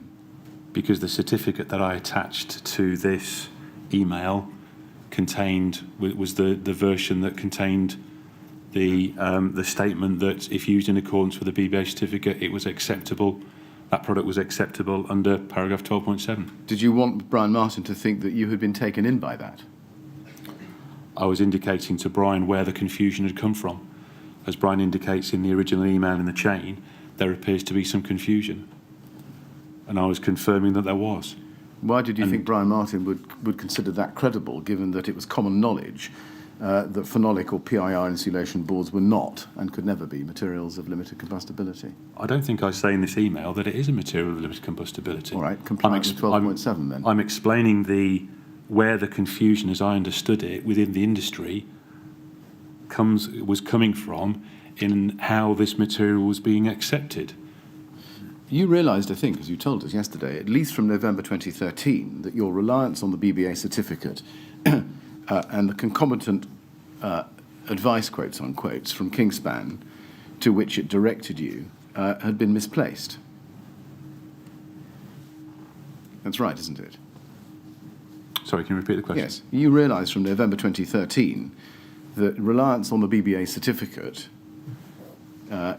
particularly 12.7 and particularly the seeking advice from Kingspan, and therefore using the BBA certificate, had been misplaced. So I realised, or we started to question, why the BBA had made the statements it made within there. And we were exploring with Kingspan what additional evidence they had that had allowed BBA to make those statements, or had caused BBA to make those statements.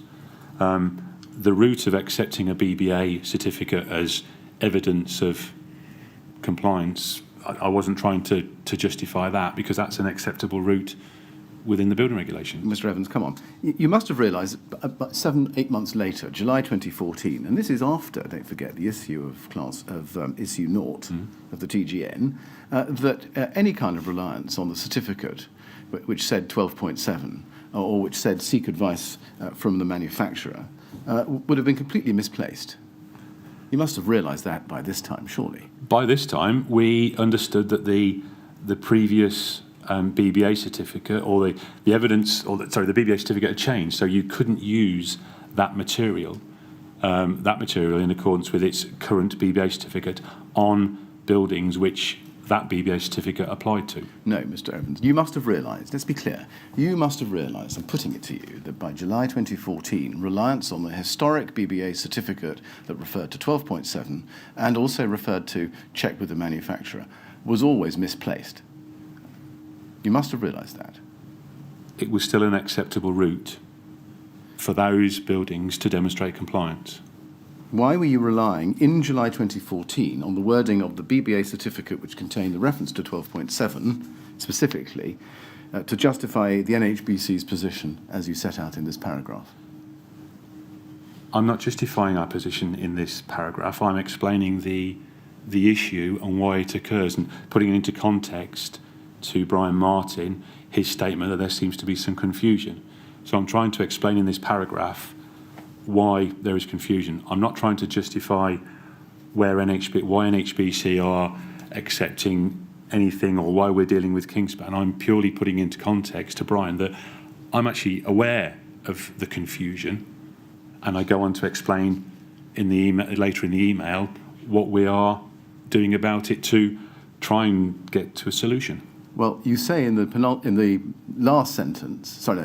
sentence, it was on this basis that NHBC Control and other building control bodies accepted the use of K15 in buildings over 18 metres in height. Were you trying to tell him that the basis on which NHBC was doing so was you now understood completely erroneous, and you were accepting that, or were you trying to signal to him that your approach was justified? I'm signalling to him that we were accepting the use of that material, and we're still accepting the use of that material on buildings where that BBA certificate applied, on the basis that the compliance with a BBA certificate is acceptable under the building regulations for demonstrating the suitability of a material. Isn't the reality that you were purporting to rely on a BBA certificate you knew was completely unreliable by this stage in order to provide an excuse to government for why the NHBC had been allowing Kingspan on buildings over 18 metres historically? Isn't that the position? No. Now let's look at the reference you make to the LABC registered detail, which we can see in the last sentence in that paragraph. Having worked at the LABC previously, Mr. Evans, I think you were familiar, weren't you, with the concept of an LABC registered detail? When I was with LABC, it would have become it would have been a type approval or a system approval. But yes, I was familiar with the concept. And in fact, it's right that K15 was first made the subject of a system type approval certificate by the LABC in May 2009. Do you remember that? I now understand that, yes. Right. Were you working at the LABC at that time, or with the LABC at that time? I was on the board of LABC at that time, yes. So when did you first become aware of the LABC system approval, or the later registered detail approval for K15, do you know? Around about 2013, 2014. How did you discover that? I believe one of my specialist surveyors found it. Right. Gary Jarvis, I believe. Do you know when in 2013? I can't be specific on the date at this time, no. Now, it could have been 2000. I suspect it's probably 2014. It was when we were. I think it was one of. In fact, sorry, my apologies. It would have probably been when we first met with Kingspan in January, and they brought it along to that meeting in January 2014. Yeah. So that would have probably been when I was aware of it. Sorry. Looking at this email and the last sentence there, you say, we understand that LABC have also issued a registered detail approving the material for use over 18 metres, as I've read to you. What was the purpose of saying that to Brian Martin here? Again, it was adding further context. Now, we've explored already in this inquiry the LABC system approval and the registered detail for K15, and its misleading statement about K15 and limited combustibility. I don't need to go back over that with you. Can we go to your statement, please, and go to page 86? Paragraph 215. Many people at NHBC would have been aware of the LABC certificates. You see that? Yes. And then at 216, you say... I'm sorry, I should cover in 215. You say, NHBC did not accept the above LABC certificates as evidence of compliance with the building regulations or in relation to its building control services. The distinction between NHBC you go on to say, accepting certificates from BBA but not LABC was a result, in my view, of BBA being a UCAS-accredited organisation, whereas LABC was not. And then you go on, LABC received a fee and had a commercial interest. Now, then we go down to 216 underneath that, and it says, in terms of the LABC certificates for K15, I was aware of these certificates and I would have read them. The circumstances in which I received copies included, 1, in February 2014, I received a copy of a system certificate from a builder customer seeking to justify the use of K15 over 18 metres, but NHBC did not accept it as evidence. 2, Gary Jarvis, in NHBC's technical services team, sent a copy of certificate EW165 for K15 to John Lewis and me in an email dated 24th of October 2014. 3, I recall that Kingspan also provided copies to us in around 2014. B, my concern was that the LABC's documents gave the wrong impression about K15's suitability for use on buildings higher than 18 metres. I cannot recall the specific details. Now, when did you first read the LABC certificate that said that K15 was a material of limited combustibility and could therefore be used on buildings over 18 metres? I believe it was around in early 2014. The LABC certificate said that K15 could be considered to be a material of limited combustibility, when in truth it couldn't. Yes? That's correct. Yeah. Do you not recall that? I did recall it, yes. I do recall it. Yeah. But I think I was referring there in my statement to there were other things on there in terms of the class O and low risk. Yeah. Now, Yeah. Given your close relationship with the LABC through the BCA, as we discussed yesterday, why didn't you query that statement in that certificate with the LABC straight away when you saw it in early 2014? Again, in early 2014, we were in dialogue with Kingspan to, again, understand the information they provided. So it could have been, we didn't regard it as a material of combustibility, but they could have presented evidence to LABC, they could have presented evidence to BBA at that time, which made them, both those bodies, put the statements they did on their certificates. We wanted to understand that. Again, and our approach was to Kingspan at that point. Yes. Now, one can understand perhaps, well, Yeah. first of all, did you speak with Barry Turner or anybody else at LABC about that statement in that certificate?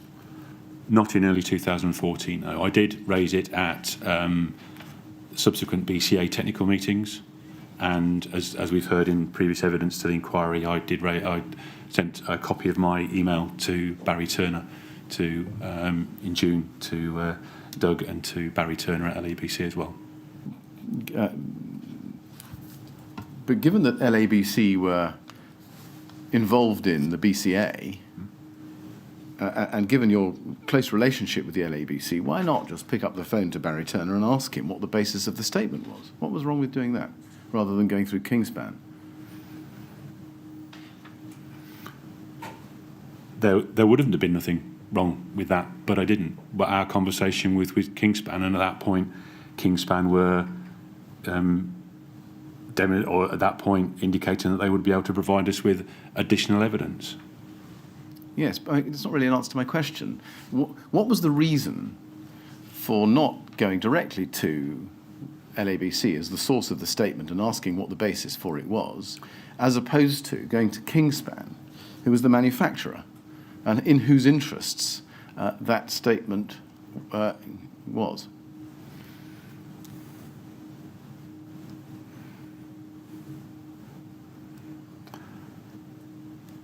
Our decision, as I explained yesterday, was to talk to, in the same way we didn't talk to BBA at that point, was to talk to Kingspan, the manufacturer, to gain their information. We felt that was an easier route, to get that information. LABC, if I'd approached LABC and asked them why they'd put that, it wasn't necessarily that they would give me that information. They may see it as an approach from a competitor trying to find out why, if we didn't treat it as a material of limited combustibility than they are, it never, at that point, we raised it through the BCA, but our conversation at the time was with Kingspan. Why would you trust Kingspan to be more forthcoming about the basis for the claim to material of limited combustibility than the BCA, than the LABC, who had put out the certificate? At that point, I had no reason to suspect or to doubt Kingspan in their sincerity at the time that the impression I got was that they were going to be able to provide that information. It was only later in 2014 as we went through this process, and they just seemed to bring up other excuses as when I no longer believed that, and we weren't going to Kingspan weren't going to be able to provide that information. Given that you were concerned about the new BBA certificate for K15 amended in December 2013, which had at long last limited its use above 18 metres pretty substantially, why weren't you questioning the LABC registered detail, which greatly widened the use of K15 by saying it could be used above 18 metres? It was not necessary for us to question that. Well, it was, wasn't it? Because you're the NHBC. You're providing warranties on the use of this material above 18 metres, and your BC services are okaying it. But as I said, we would not accept the LABC certificate as that justification. Therefore, why are you referring to it in your email to Brian Martin? Again, I'm adding further context to where the confusion is, why this confusion has arisen in the industry, which Brian is talking about in his email. What is the relevant context if the LABC certificate was, as you say in your statement, something the NHBC would never accept?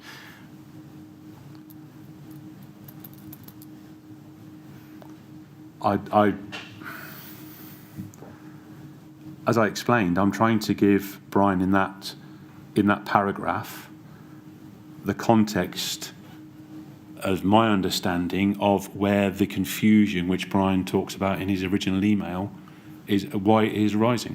Why didn't you say to Brian Martin, look, both the BBA certificate up to December 2013 and still the LABC certificate even now say that K15, on the one hand, complies with 12.7 BBA, is a material of limited combustibility, LABC. That's plainly wrong because this is a phenolic product, and you are right and there is a problem. Why didn't you say that? My email was to explain or to explain to Brian where my understanding of the confusion was, to acknowledge the fact that NHBC was aware that there was an issue in terms of that understanding across the industry, and to explain to Brian what we were doing about it. Explain away. I could have, looking back now, I could probably rewrite that paragraph 4 or 5 times in different ways. My point. My draft at that time was that. And I'm putting to you that this was not an explanation. It was explaining away NHBC's approach and why it hadn't done anything fundamental. That was not, as I explained, that was not the point at all of that email. This was an exchange of emails between NHBC and DCLG. They'd asked us a question. I was putting the context of what I understand, explaining to him where my understanding of the confusion was, and then explaining what NHBC were doing. I was not seeking to make excuses or anything like that. It was an explanation to Brian of where we were and what we were doing about it. Well, let's look at the rest of the email. Can we go back to it, please?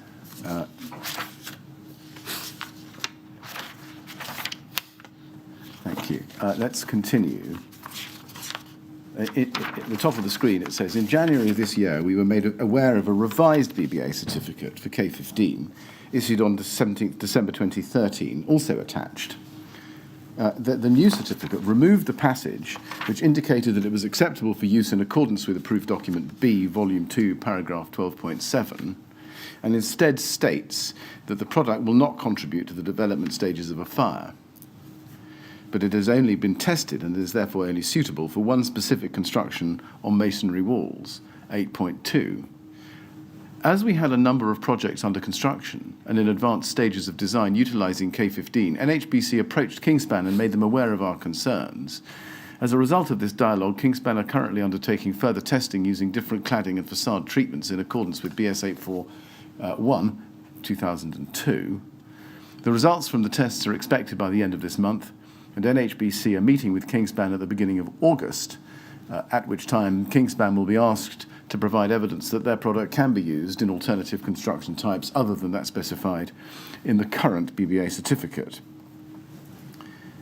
Now, just pausing there again, given that the reference to paragraph 12.7 in the BBA certificate had only been short-lived, and I would suggest to you, as always, self-evidently erroneous, why were you purporting here to make its removal from the BBA certificate in December a matter of relevance?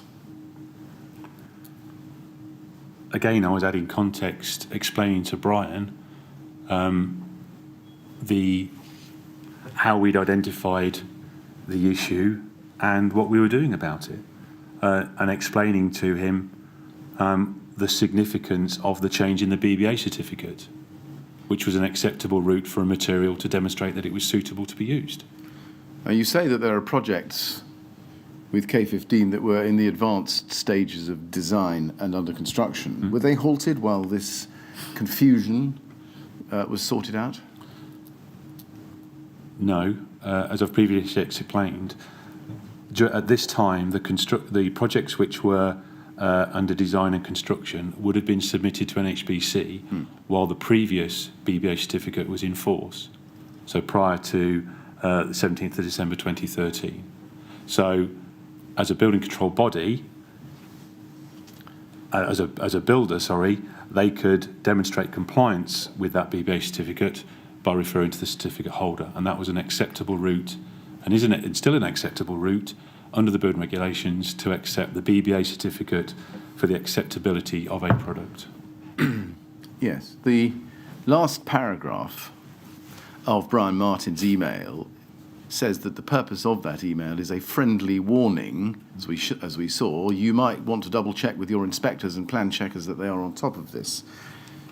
Did you not read that as a warning from government that the NHBC ought to be doing something about approving the use of K15 above 18 metres?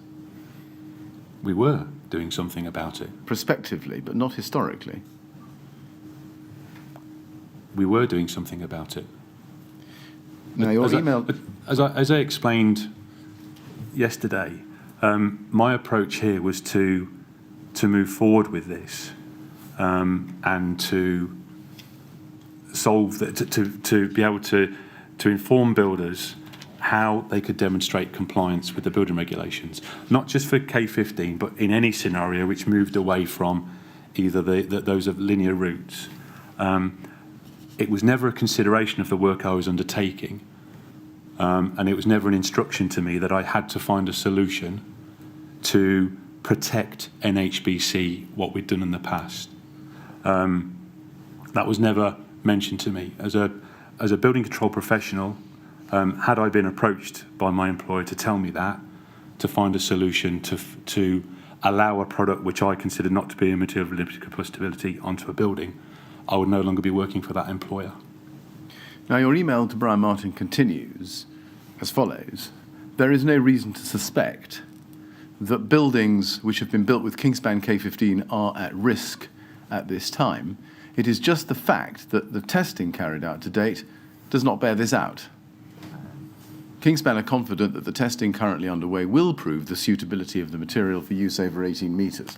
If they're not able to do this, we will begin the process of informing industry that the product is no longer suitable for use in facades over 18 metres, as well as informing other stakeholders such as the BCA and the Fire and Rescue Service, although both parties are already aware of our ongoing discussions. Now, just pausing there again, this paragraph about buildings not being at risk wasn't, in fact, I think, in the first draft you sent to Diane Marshall. Do you remember that? I don't specifically. Right. Do you know who added it? It was probably me, Right.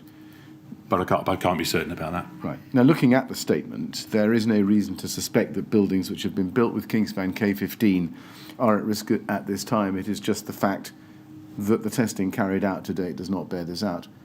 How could buildings with K15 above 18 metres possibly not be at risk if K15 had not passed a fire safety test required by the regulatory regime directed exactly to that risk? As I said yesterday, at this point, there was no reason. We'd seen tests which had passed. We'd seen a BBA certificate which had been assessed by the BBA, a trusted organisation. We had seen a test which had been conducted with this material. We hadn't been furnished at this time or had awareness of failed tests, although listening to the evidence of the inquiry, we now know they were concealed from us. So I believe that statement there was our view at that time. There was no reason to suspect that those buildings which included K15 were at risk. It's just the fact that the systems they'd been incorporated in had not been tested. Isn't that a reason? Isn't that a reason for what, sorry? Suspecting that buildings which have been built with Kingspan K15 are at risk. But as I go on to explain, if they're not able to prove the suitability of that material, then we would inform industry. Again, you're taking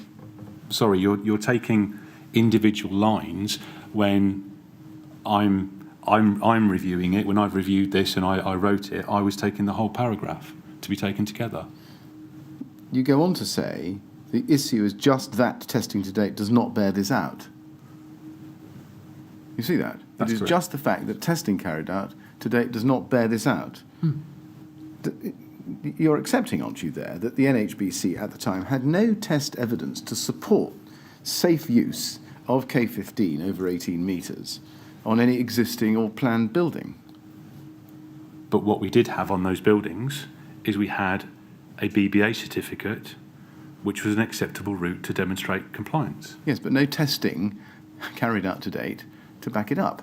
The testing, so the BBA certificate is an acceptable route to accept a material for use in accordance with the building regulations.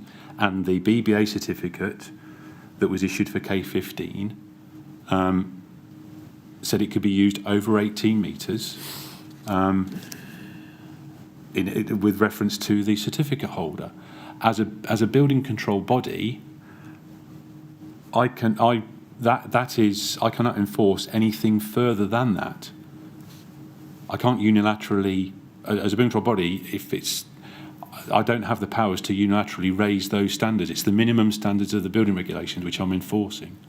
And the building regulations allow a product manufacturer to have a BBA certificate to demonstrate the suitability of their product.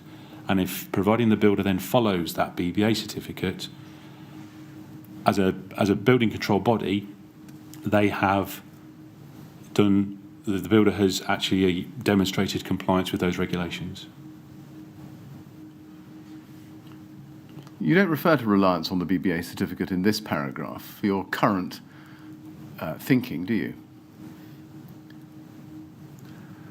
No, as I explained yesterday, we were going through the process to give ourselves, to furnish ourselves with enough information to make an informed decision on whether the buildings which were subject to the new BBA certificate would be acceptable. But at this point, as I explained, the buildings which were under construction would have been still under the previous BBA certificate. A certificate which you had very good reason to suspect was erroneous in its statements. But again, BBA, it was still a BBA. We had nothing from BBA to say at that point they'd made a mistake on it. BBA was still, was silent on that. You hadn't asked them. I believe by this time we had made an approach to BBA to, I believe at this time Graham or someone had made an approach to BBA. What did they say? They said it was a revision, I Well, believe. clearly it's a I can't be sure on the... What did they say about 12.7? They didn't say anything. We asked them why the certificate, as part of this process, before we changed our policy in 2015, we asked the BBA why they changed the certificate, and they said it was a revision. They weren't specific in terms of why they'd removed 12.7. They weren't specific in that. I'm so sorry, Mr. Evans. I thought we covered this a little bit yesterday. Was there ever a time after the revision, of which you became aware in January 2014, when you asked the BBA how it had come about historically, that 12.7 had found its way into the BBA certificate for K15? Did you ask them that question? No, we didn't. I believe I can't remember the exact wording of Graham's email, because Graham, I know Graham Perrier sent an email to them. We asked them why the certificate had been revised. So you had, let's just count up what we've got here. We've got no tests to back up the use of K15, but the hope of future tests. And we've got a historical BBA certificate, which you had very strong reason to believe was erroneous so far as the reference to 12.7 was concerned, but hadn't explored that with the issuer of the certificate. We were How exploring... could, in the light of that, how could there possibly be no reason to suspect that buildings which have been built with Kingspan K15 were at risk?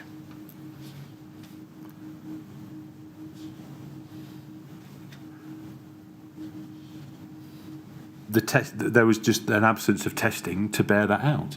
Well, we could have well received testing. Kingspan could have done that testing and demonstrated compliance. And that was what we were working with industry to try and establish.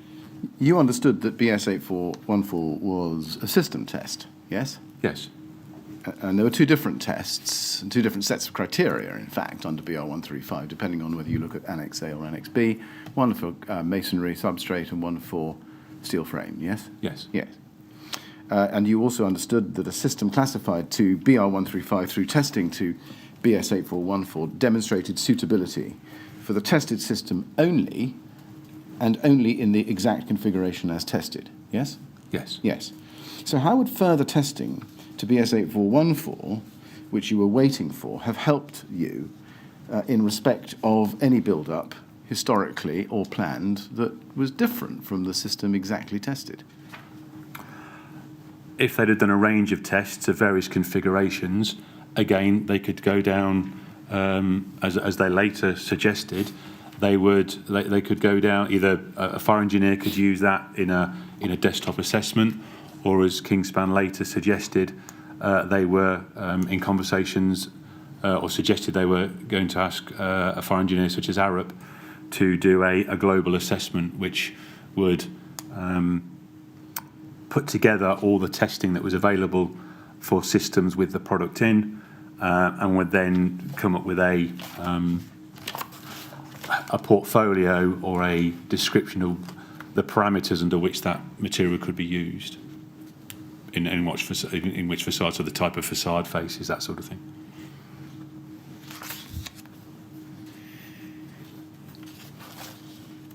Did you suppose at the time that Kingspan was planning on testing to BS 8414 every build-up on which K15 had already been used on buildings above 18 metres? No. So how would further testing to BS 8414 help? As I explained, perhaps I didn't explain it clear enough. If they'd done a range of tests with a range of different facade types, a range of different thicknesses of the material, different cavity sizes, that would give them a portfolio of testing which a fire engineer could produce a portfolio or a sort of a global assessment illustrating under what conditions that product could be used. As I explained, this was not being used as an explanation for what had gone before. This was being used for what was coming for future designs. My focus was not on, as I said, justifying any decisions which any building control body had made in the past. My focus was on facing this problem, which we had a material which was not a material of limited combustibility, was materials which were not materials of limited combustibility, were in some cases necessary for the builder to be able to demonstrate compliance with other parts of the building regulations. So we were trying to explore how, if possible, these products could be used. Well, forgive me, but your paragraph I've just read to you says there is no reason to suspect that buildings which have been built with Kingspan K15 are at risk at this time. So this paragraph is concerning you with the legacy of built buildings using K15, isn't it? Buildings which have been built. Yes. Yeah. Yeah. You're not saying there's no reason to suspect that buildings in development or under design are at risk. You're talking about the past, aren't you? The built environment. But I'm also not there defending what the industry has done before. What I'm saying is there isn't evidence at this point in time to illustrate that there would be a problem. No. Maybe, as I'm setting out here, we are working with industry to get further information to inform us of that. What you're saying is obvious. There's no testing carried out to date to bear out the fact that buildings already built are not at risk. And therefore, my question is, did you suppose that Kingspan were planning on testing every single rig or every single build-up in the built environment on which case 15 had already been used over 18 metres in order to satisfy you that there was no such risk? Is that what you were supposing? No, I wasn't. And therefore, you must have realised that whatever the extent of Kingspan's K15 testing prospectively was, there was a very good reason to suspect that buildings built with K15 were at risk, namely that the testing proposed wouldn't cover every single build-up. The testing, there wouldn't be a test for every single build-up, but there may be enough evidence to demonstrate that the use of Kingspan K15 did not pose a risk over and above the functional requirements of the regulations. Now, in your statement, you've commented on this phrase. Let's go to it. Page 114, please. Paragraph 287B, little Roman 8, bottom of the page. We included the text that there was, quote, no reason to suspect that buildings which have been built with Kingspan K15 are at risk at this time. At the time, I had no information to the contrary. Kingspan was telling us the product was safe and had indicated that they were going to do more testing. Until we knew for certain that there was an issue, we did not want to leap to conclusions given the serious implications of changing the position on K15. But you did have information to the contrary, didn't you? Namely, the very absence of test evidence to support positively the use of K15 in buildings over 18 metres, at least on steel-framed buildings, and any systems different from the system tested in 2005.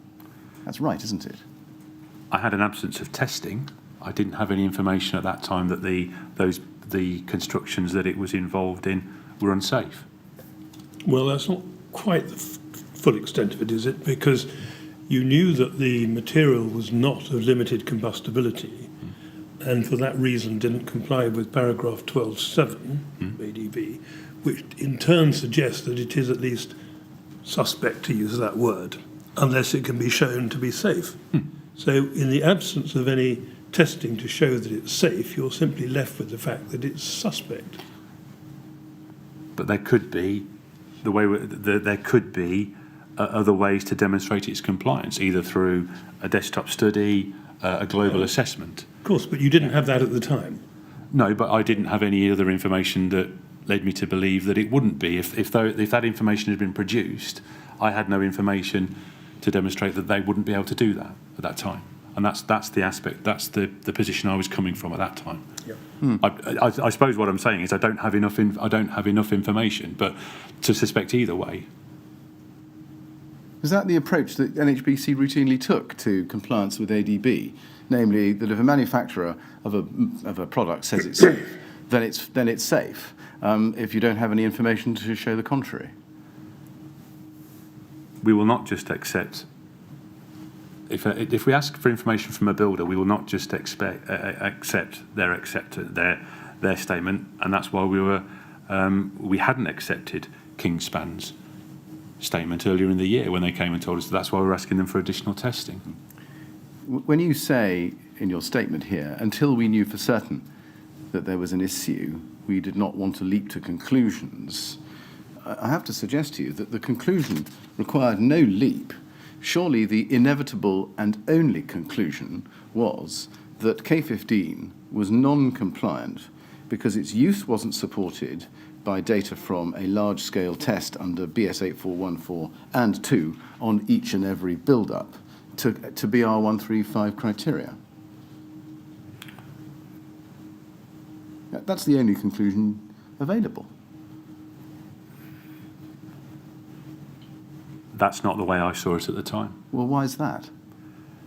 It's not complicated. Because we didn't have the testing. Yes, that's true, but we wanted to give the opportunity for industry to demonstrate that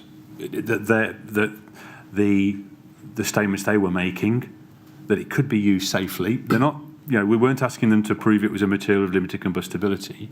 We were asking them to prove that it could be used safely across a range of different facade types, and then that could be used in future going forward to demonstrate compliance.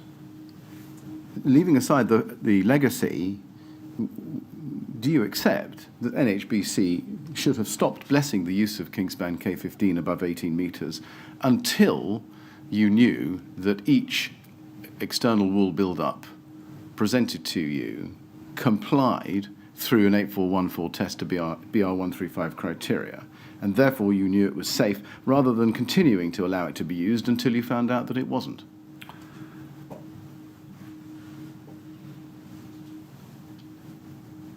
No. You don't? As I explained in my statement, and I've explained here, the buildings we were filing at this point were still under the previous BBA, which was an acceptable route to demonstrate compliance. And as a building control body, I can ask for no more. I can't ask for that anymore. If I wanted them to do more and they didn't do it, I would then have to hand it back as an approved inspector. I have no legal powers of enforcement. So I would have to then hand that building back to the local authority, who would then have to take enforcement action. And their enforcement would be based on exactly the same premise that I'm saying. The defence from the builder would, I've complied with the BBA certificate. I'm going to stop you there, because the BBA certificate at this time, this is July 2014, was Yes. the one that did not refer to 12.7 and had removed the refer to manufacturer provision. It was much narrower. The buildings I was issuing the final certificate on here, at this point in time, was under the previous BBA. So I had time to work with industry, to allow industry to demonstrate to us that that product could be used safely over 18 metres for the buildings that were submitted after the issue of the new BBA certificate. So we had time to work on that.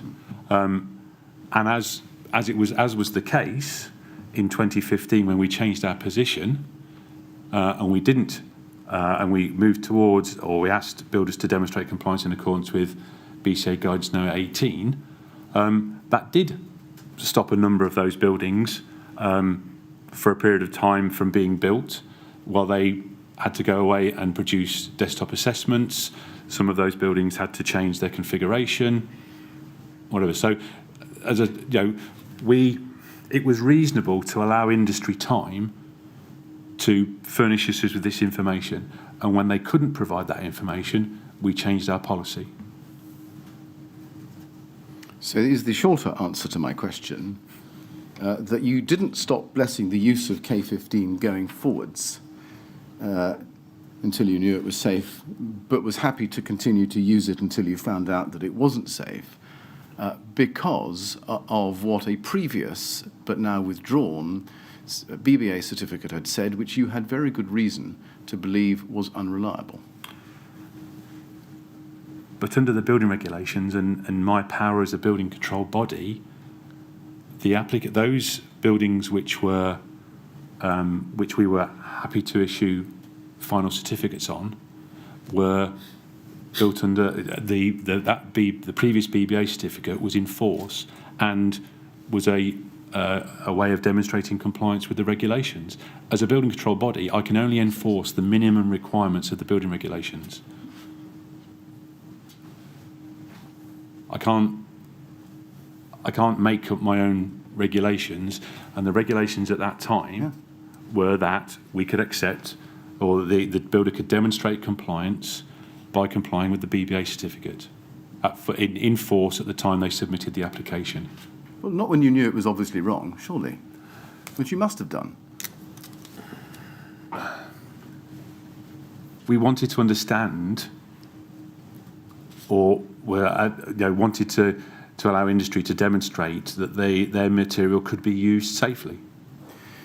Well, that wasn't saying it was unsafe at that time, because as I say here, we didn't have any information to the contrary, and that's why we wanted to furnish ourselves with that information. Well, Mr. Evans, we've been around this boy a number of times. I'm going to put two things to you. First of all, I suggest to you that you didn't want to leap to conclusions, as you put it, because it would have been bad for business suddenly to stop approving the use of K15 above 18 metres, indeed any combustible insulation above 18 metres. It would have caused an upheaval and a barrage of inquiries, wouldn't it? And you wanted to avoid that. We wanted to avoid confusion in the industry, and we wanted to work with industry to resolve that confusion. It was not done to protect market share. It was not done with any other reason than to allow industry to give us the information so we could make an informed decision, which we did in 2015. And you didn't want to leap to conclusions, as you put it, I have to suggest to you, because it would raise the spectre of a major historic legacy problem for NHBC warranted or accepted buildings, what you might call a cladding crisis.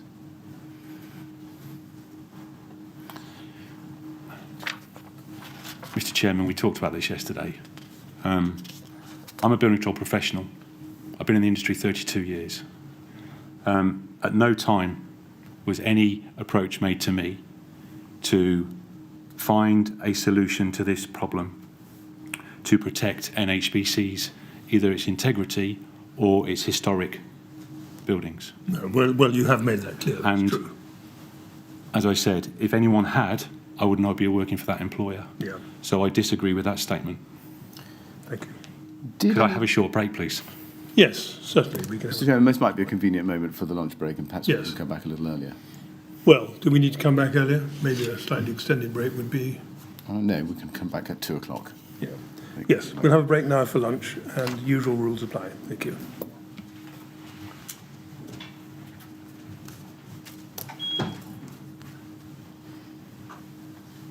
Thank you, Mr. Millett. 2 o'clock.